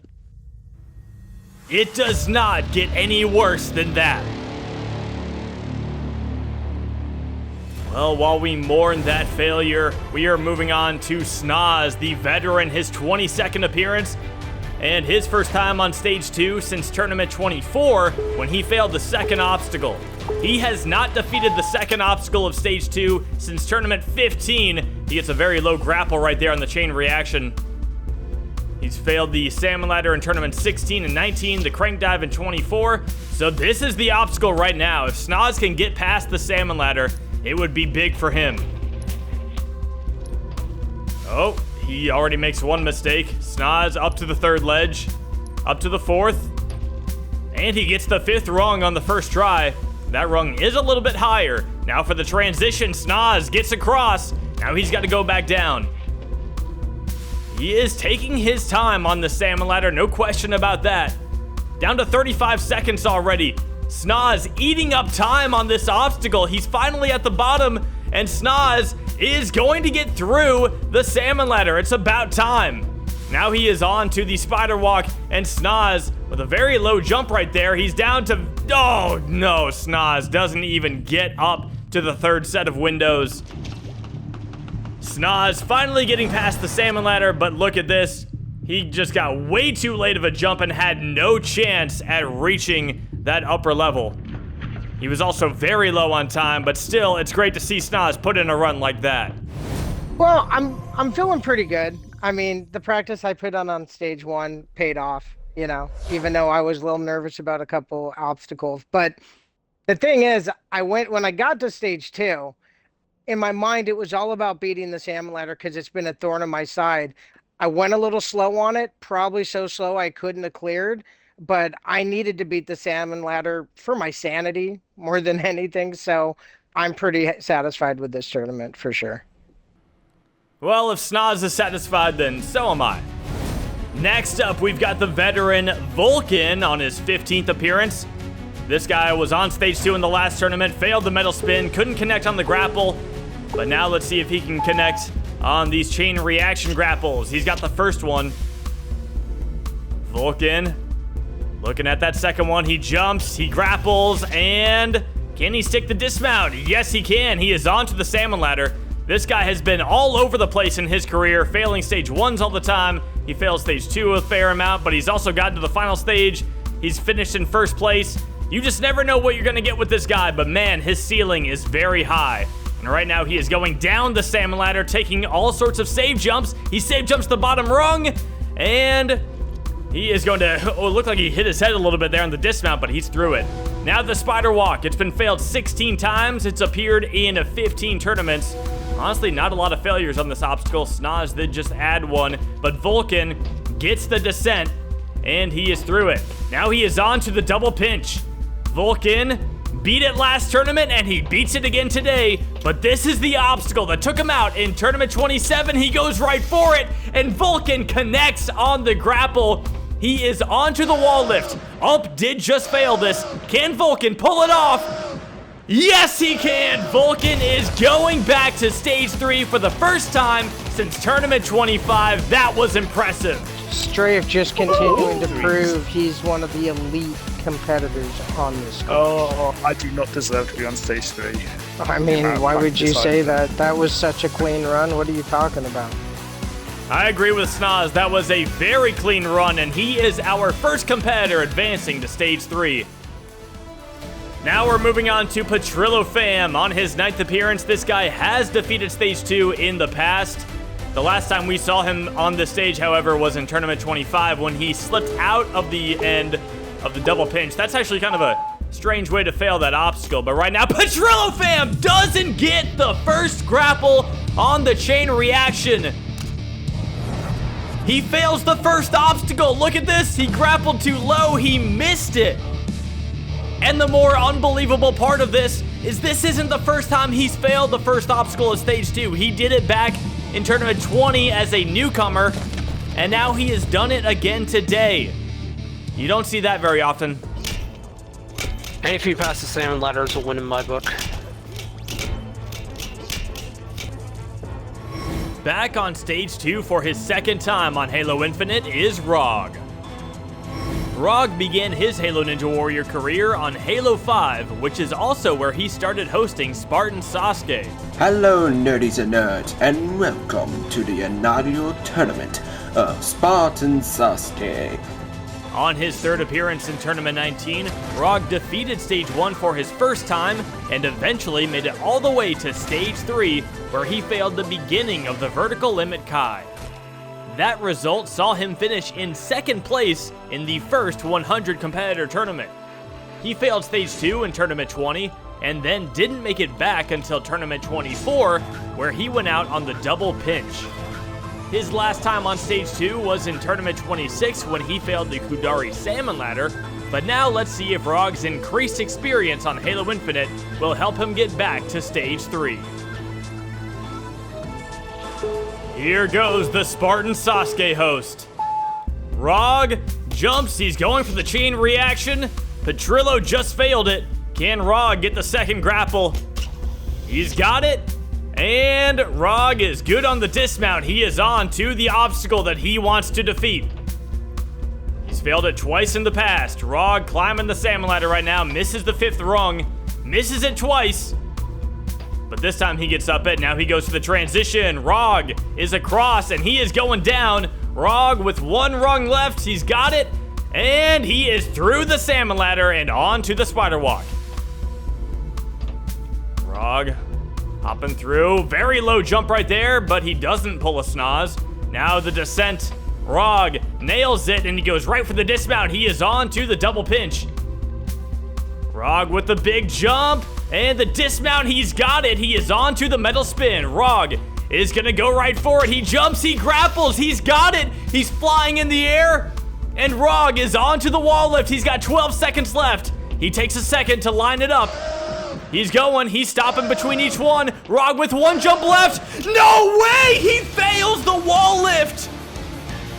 Rog goes out on the last wall just like Ump. The only difference is Rog actually got a jump, and he still came up short. He didn't jump late enough, and he hit his head, causing him to fail. Big old late jumps. Oh! Oh no! Oh, I feel that pain. I feel that pain. Oh, that hurts. Just slightly too early. Run. That was such a. I know. I know. Dog, I feel that pain. At least brother. I beat the salmon ladder. You know, it sucks failing the last jump of the stage, knowing that I could have gotten back to stage 3. But I still see this tournament as a win. You know, I got past the salmon ladder. You know, I wanted to at least improve on my previous stage 2 runs, and that's exactly what I did here. So hopefully next time I can get that last jump and get back to stage 3. Well, we would be at 3 clears right now if it wasn't for this last jump of the stage. 10 attempts, only 1 has advanced to stage 3. But next up, we've got the veteran, Spenny 37. Spenny pull it off. Spenny 37 gets a save jump. That was amazing. And now he is on to the metal spin. He pulled a tricky Cyrus from 25. Oh, Spenny doesn't get the metal spin. Only 3 competitors have defeated Stage 1 in every Halo Infinite tournament so far. Spenny 37 is one of them. The other 2 are Joey Davis and Free MMO Direct. Spenny right now, can he give us another impressive showing on the double pinch? Well, first of all, what a technique there on the chain reaction. Spenny almost overshoots the dismount, but now he is on to the salmon ladder. So far, he's looking good, gets up it pretty quickly, only had 1 stumble, and oh no, he misses the transition, and Spenny 37 is out on the Kudari salmon ladder. He didn't get a big enough jump for the transition and couldn't land on that top rung, and he just slid all the way down. He even defeated that obstacle in both of the last 2 tournaments, but couldn't get it done today. But now we're moving on to another one of those 3 competitors that I mentioned. This is the veteran, Joey Davis. Can he go 2 for 2 on Infinite? Joey Davis is through stage 2, going back to stage 3, making this course look easy. So I mentioned Spenny, Joey, and Free are the only 3 who have been to stage 2 in every Infinite tournament. Now Joey has been to stage 3. He's the only one who's been to stage 3 in both of the last 2 tournaments. Let's see if he can make it 3 in a row and stay perfect on Infinite. Right now he is onto the Kudari Salmon ladder. Joey Davis was very clean, misses the top rung, misses it twice, but he's got it on the 3rd attempt. Now the transition, Joey gets a save jump and he's gonna start going down. Joey with one more rung to go down, he hits his head, but he somehow lands on that 4th rung anyway. Joey Davis is onto the spider walk.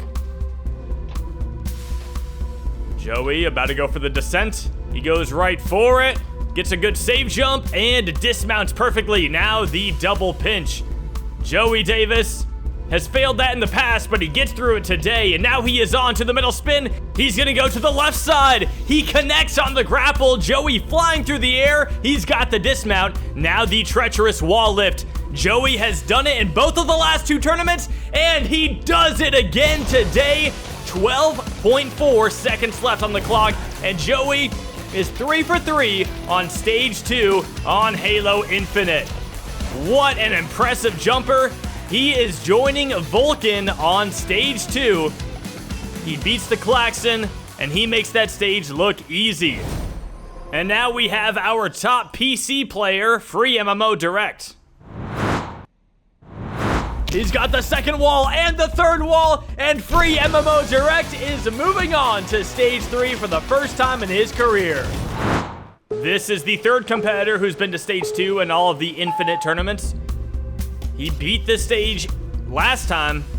Can he do it again today? Gets a nice high launch on the chain reaction, and he sticks the dismount. Now the Kudari Salmon ladder.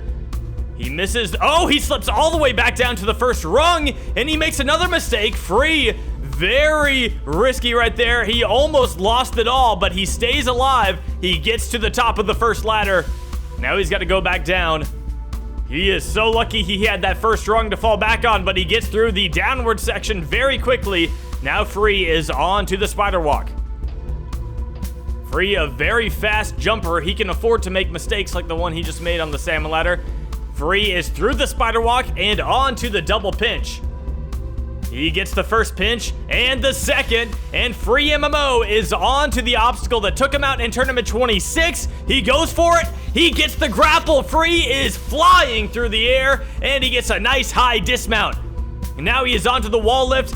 He's got the 2nd wall, and Free MMO Direct is going back to stage 3 for his 2nd time in a row. 7.5 seconds left. You know it's good when he has a meltdown on the salmon ladder like he had, and he's still able to clear with that much time left. Free MMO Direct joined Joey Davis and Vulcan on the 3rd stage, and we have the makings of a solid group right here, and we are down to our final 2 runners on the 2nd stage.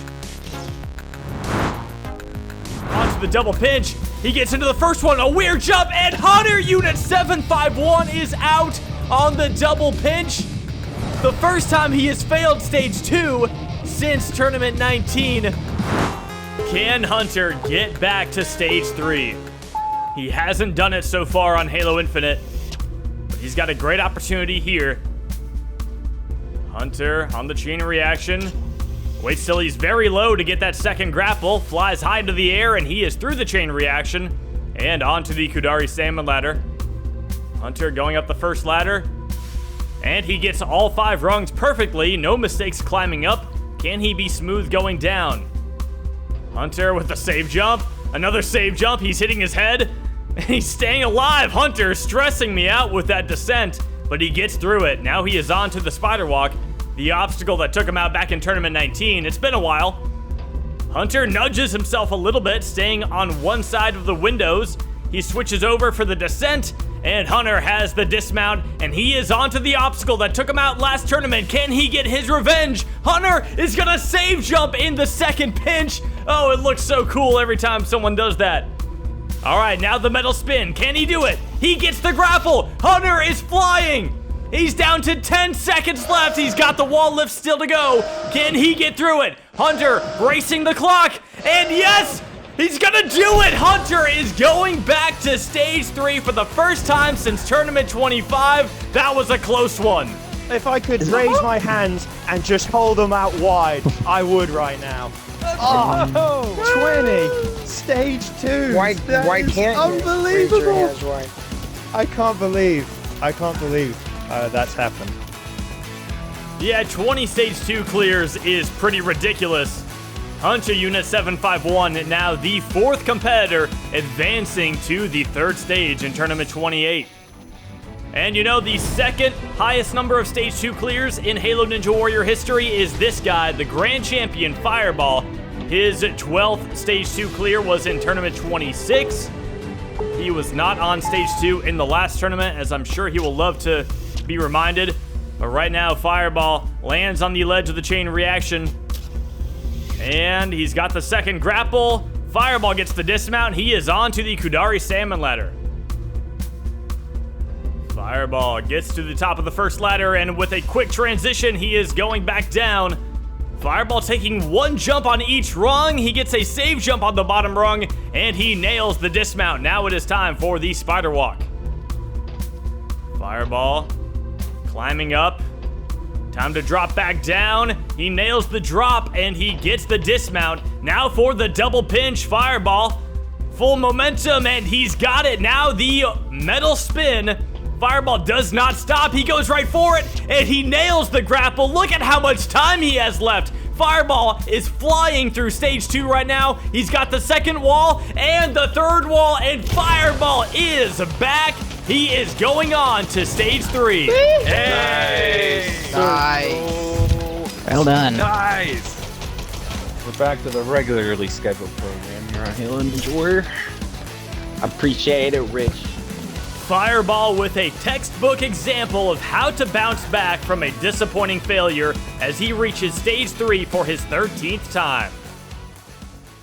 Stage 2 has once again proven to be a formidable opponent from the first grapple to the final jump, but we are still seeing improvement with each Halo Infinite tournament.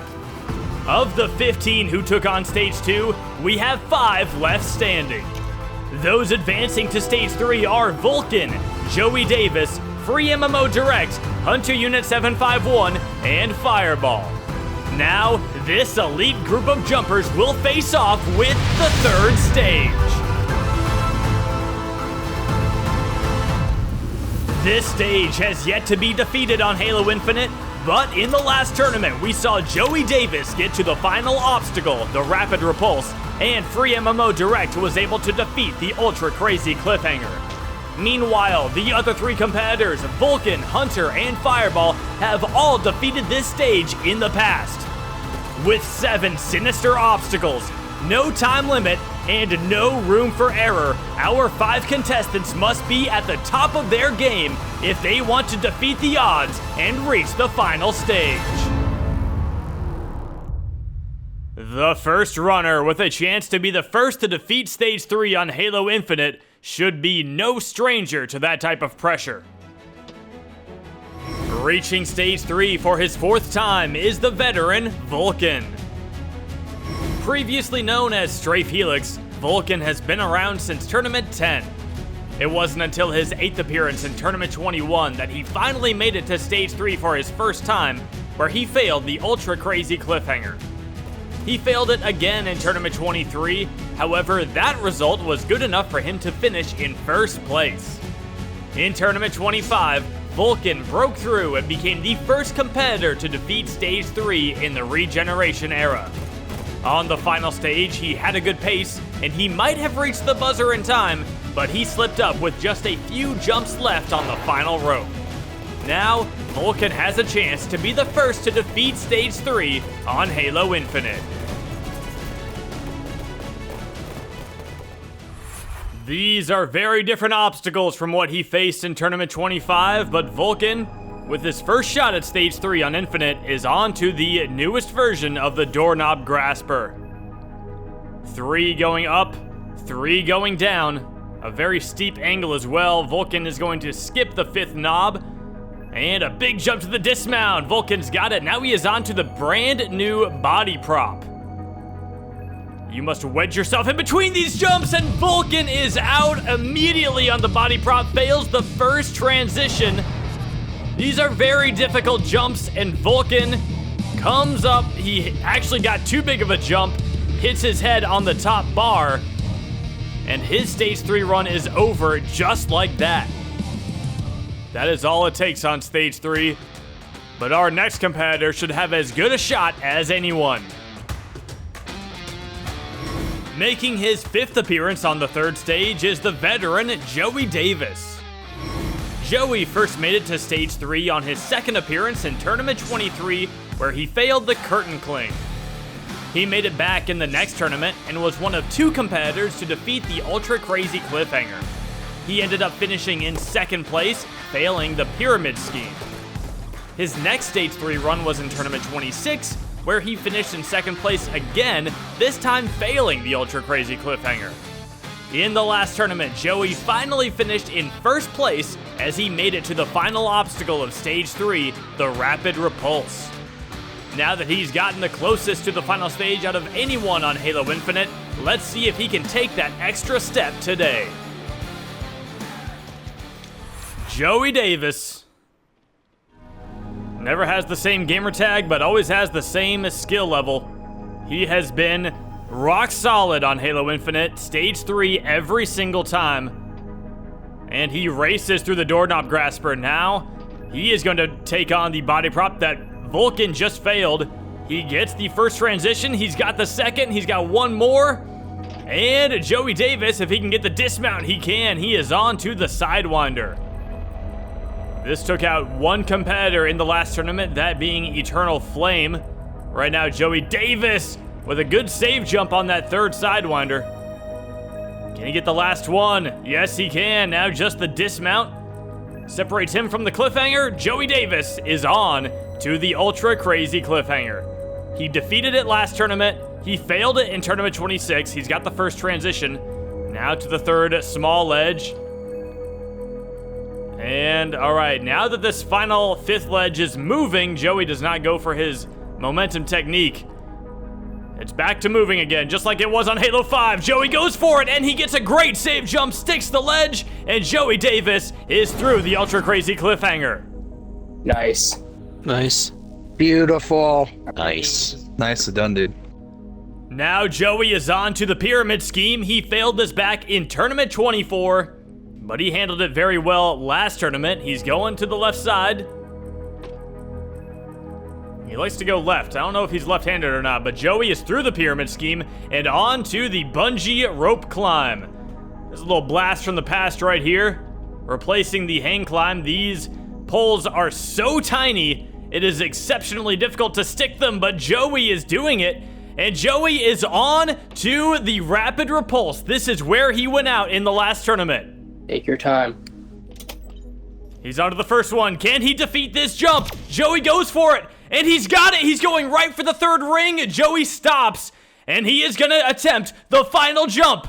Joey Davis, he launches. He's flying, and he has done it. Joey Davis is going to the final stage. His 5th time on Stage 3, and he finally pulls it off. He was the first to beat the brand new body prop. He got back to the ultra crazy cliffhanger just like last tournament, and this time he handles the Rapid Repulse with no problems, demonstrating exactly how you earn a shot at the final tower. Let's go, Joey. That's the final stage. Let's go! We did it! Let's go! Guy made that look way too easy. Holy cow, man. Merry Christmas, everybody. What a run, Joey Davis. Merry Christmas, It's Joey. a Christmas miracle! Merry Christmas, Miracle on 34th Street. Fantastic run, Joey Davis. Look at the final, JD. Soak it in, baby. Joey Davis is our first Stage 4 finalist on Halo Infinite.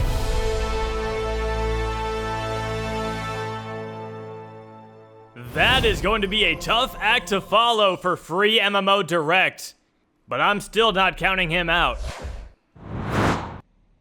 Time for the pyramid scheme. Wow, I can't even talk. I'm so flustered by all these cliffhanger clears. Free is out on the pyramid scheme. He comes up short of the second pyramid. For free MMO Direct to be on his third appearance and second time at Stage 3, it's very impressive. And the things that this guy can do with his mouse and keyboard never cease to amaze me.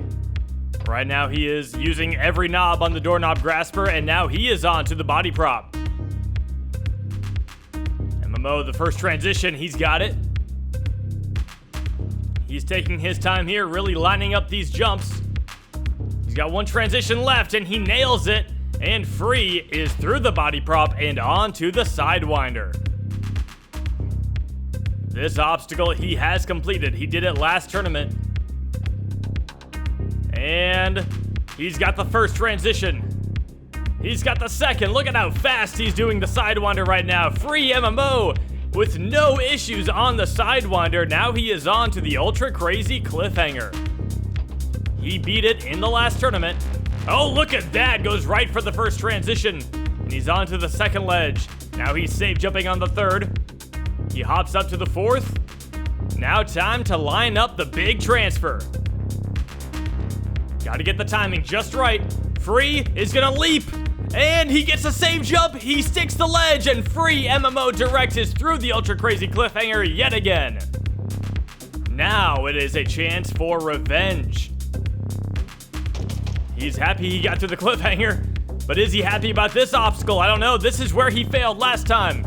Free goes for it. He's got the first transfer on the pyramid scheme, and he's got the second. Can he get the dismount? Yes, he can. Free MMO is on to the bungee rope climb. His third appearance, and it is a personal best for this guy.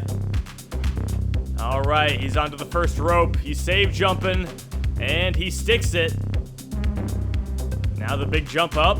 Free goes for it. He's safe jumping again. He's going to stick the second one. Can he get the final rope on the bungee rope climb? He is taking his time walking around that pole. He's safe jumping. Free. Oh, he almost went for it, but he's still safe jumping. He sticks it. And Free MMO is one jump away. He is on to the rapid repulse. Come on, you can do it. Take your time. 3 more jumps. Take them slow if you need to. Will he follow Joey Davis's lead? Free launches up the first repulse. He's got it. He's going to go straight for the third. And Free is flying. Free is going to the final stage. Only his third appearance. That is incredible. Free MMO getting the bullet massage from the fans in the stands. And look at this. He went right for that second repulse and demolished it. The PC revolution is here, and Free MMO is leading the way. That's just flying, dude. Holy cow. Yeah. Let's go. Let's go. Let's go. Made it. Oh my. Yes. Well, that's like a new generation of Halo jumpers right there. I'm like, hey, dude, you got 3 more jumps. Take your time. He's like, nah, I'm gonna just Merry Christmas, go. Free. Our spectators are amazed right now, and they are jumping into the water in support of Free MMO Direct, who is our second Stage 4 finalist in Tournament 28.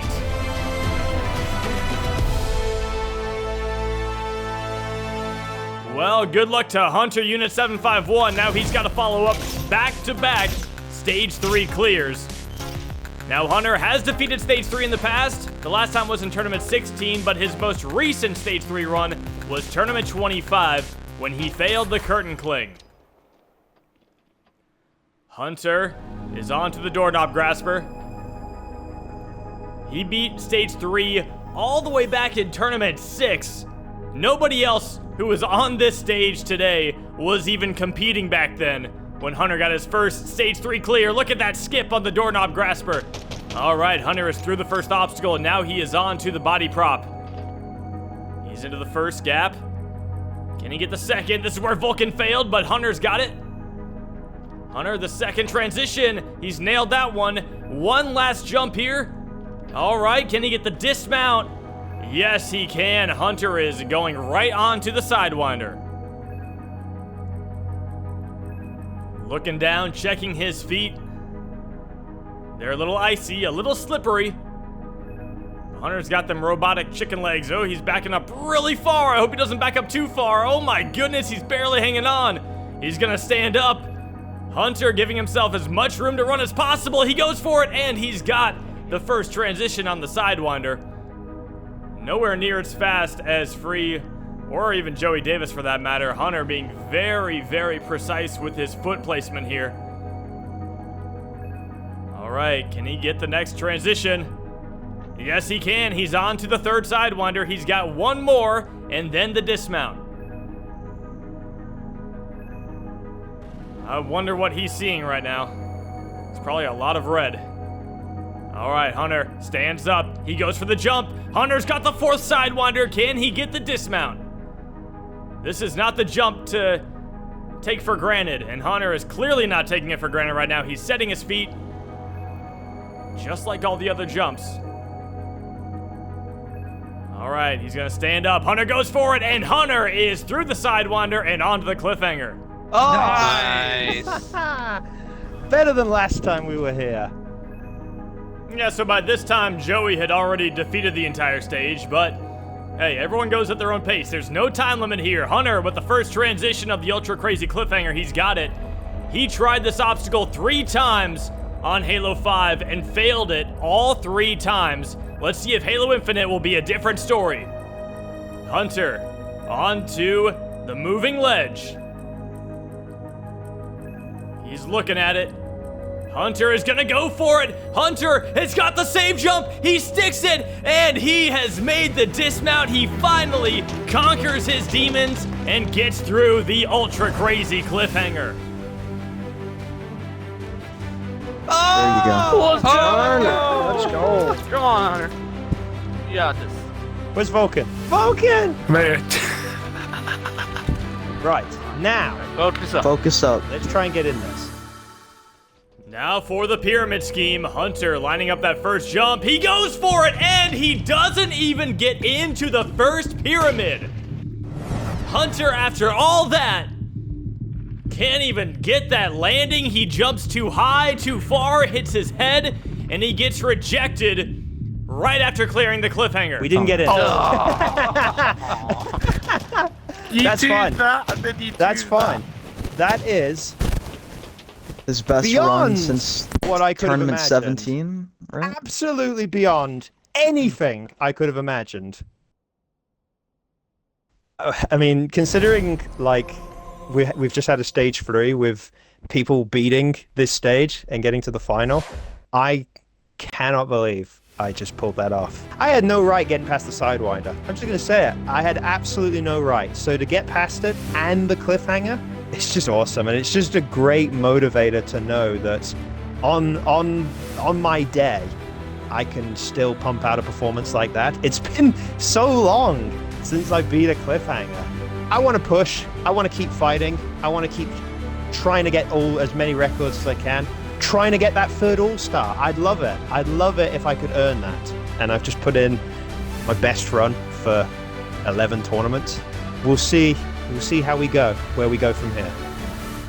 Well, that was a great run from Hunter Unit 751, finally having his breakout on Halo Infinite. But the last person to go on Stage 3 is the reigning Grand Champion of Fireball. He was on Stage 3 in Tournament 26. He finished in first place, failing the ultra crazy cliffhanger. No competitor in Halo Ninja Warrior history has more first place finishes than this guy, and he is through the doorknob grasper. Now it is time for the new body prop. Fireball into the 3rd gap. He's got one more. He makes those transitions look very easy, and he is on to the Sidewinder. He did not get to attempt this obstacle in Tournament 26, and then he didn't get there in the last tournament, but look at him make short work of the Sidewinder. He flew through it, and now he is on to the ultra crazy cliffhanger. Time to try and get a little bit of revenge here. He's on to the third ledge, goes right to the fourth ledge. Fireball, looking at the big transfer. He's done it on Halo 5. Can he finally do it on Infinite? Fireball fails the ultra crazy cliffhanger yet again. He doesn't make the transfer. Oh, his timing was perfect too. He couldn't have timed it any better. He just didn't jump far enough. He jumped too early, hits his shins on the edge of that ledge, and Fireball is out on stage 3 again. Oh, no! It's got him again! I did. No. It's the second time on Infinite. Jeez. Was that the final? Cliffhanger I felt is pretty confident. showing its teeth on Fireball. Pain. It hurts. I definitely felt like I had the capabilities of beating this stage 3. That cliffhanger jump was by far the one I was most worried about. I personally felt like if I did get through that, I felt like I was breezing through the next 3 obstacles and was possibly seeing myself on the final stage. I'm extremely proud of the guys that got there. You know, I wish them the absolute best on getting to that total victory mark where only 3 people have got to. I told myself that I was going to do better from my last tournament where I went out on stage 1, got back to stage 3 for my 13th time. I just have super high standards for myself. I would have loved to see myself on the final stage. I know what I'm going to have to do coming into the next tournament, and if I'm not on the final, I'm going to be disappointed, but nonetheless, it was a great tournament. Fireball had the confidence, but the ultra crazy cliffhanger can strike at any time. Now, for the first time on Halo Infinite, we will see the final stage attempted. Back in Tournament 20, Fireball made history by becoming the 3rd competitor to achieve total victory. After kicking off the regeneration era, we went 4 tournaments without seeing anyone attempt the tower.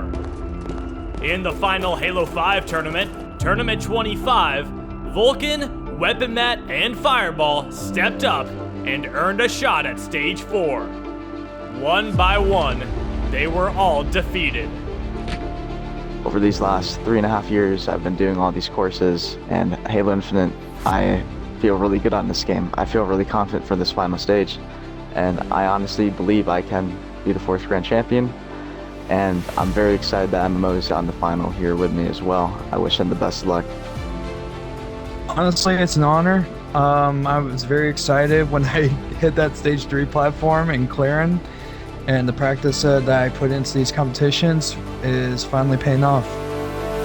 In order to reach the final stage, you have to earn it, and our 2 finalists have done exactly that. First up is Joey Davis. As a newcomer in Tournament 22, he couldn't even get past the first obstacle of Stage 1. Just 1 tournament later, Joey was already on Stage 3, and he has never looked back. After finishing in 2nd place in both Tournaments 24 and 26, Joey had his breakout performance in the last tournament when he was the only competitor to defeat the Pyramid Scheme, earning him 1st place. Now he has taken it 1 step further as he will get his first shot at total victory. Free MMO Direct has not been around nearly as long, but his skills are undeniable. Proven to be the course's top PC player, he has defeated Stage 1 in every Halo Infinite tournament and has now become only the 5th competitor to reach the final stage within his first 3 appearances. Now these 2 must complete 3 relentless obstacles in only 35 seconds if they wish to make history and earn the title of Grand Champion.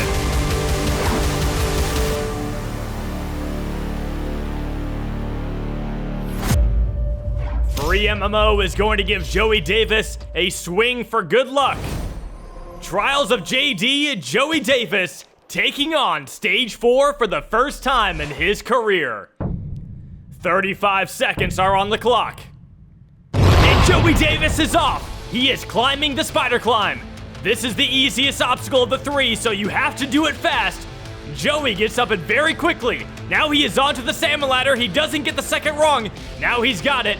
Joey Davis getting into a good rhythm. He can't make the sixth wrong. He fails it again. Joey Davis falls all the way back down. And his run comes to an end. He was going at a good pace, but the sixth wrong, he failed it once, saved it, but he could not save it a second time. And that salmon ladder is very unforgiving. You don't get a chance to save it every time, and Joey Davis just learned that the hard way. No, Jordan, no! Oh my god, that freaking salmon ladder is insane. Good try. You look smooth going up the first half, man. I thought you were getting up it. Yes, this one's stripping you up. Man, that final is something else. That transition was a really tough jump. I'm surprised I made that, but those rungs going up are even more difficult. I am happy I did not fail the first obstacle. I'd say there's definitely improvements to be made on this final stage going in the next tournament for me. So I think if I can get back here, I already got some experience on it now. Maybe I could do it when I get back here. Experience is priceless when it comes to Halo Ninja Warrior, especially on the final stage. But now it is time for our last man standing free MMO Direct. His third appearance, 35 seconds on the final stage. He is off. Free MMO, tapping that keyboard, going left and right as he climbs the spider climb. He is through it. Now for the transition. He doesn't get it. Free with a save. He's back on the spider climb. That is going to hurt his time, but he is now onto the salmon ladder. He can't make any mistakes, but he's already slipped. Free MMO is climbing. He's getting up the salmon ladder. He gets to the top. Now he is onto the final rope. He's down to 7 seconds. MMO is going all over the place, and he hits his head. Free MMO Direct is out on the final rope. He was very short on time. He was rushing it, and he hits his head on the 4th pole on the final rope and sends himself back down to the bottom of the tower. We gotta go, baby. We gotta go. We gotta... No. No.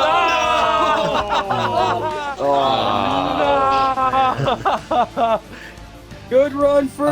Good run, Free. Good I underestimated that rope, You got up dude. that salmon ladder so smooth. Dude, I don't think you would have had enough time. Great runs from the both of you guys, man. I feel pretty good for first time at the final stage, man.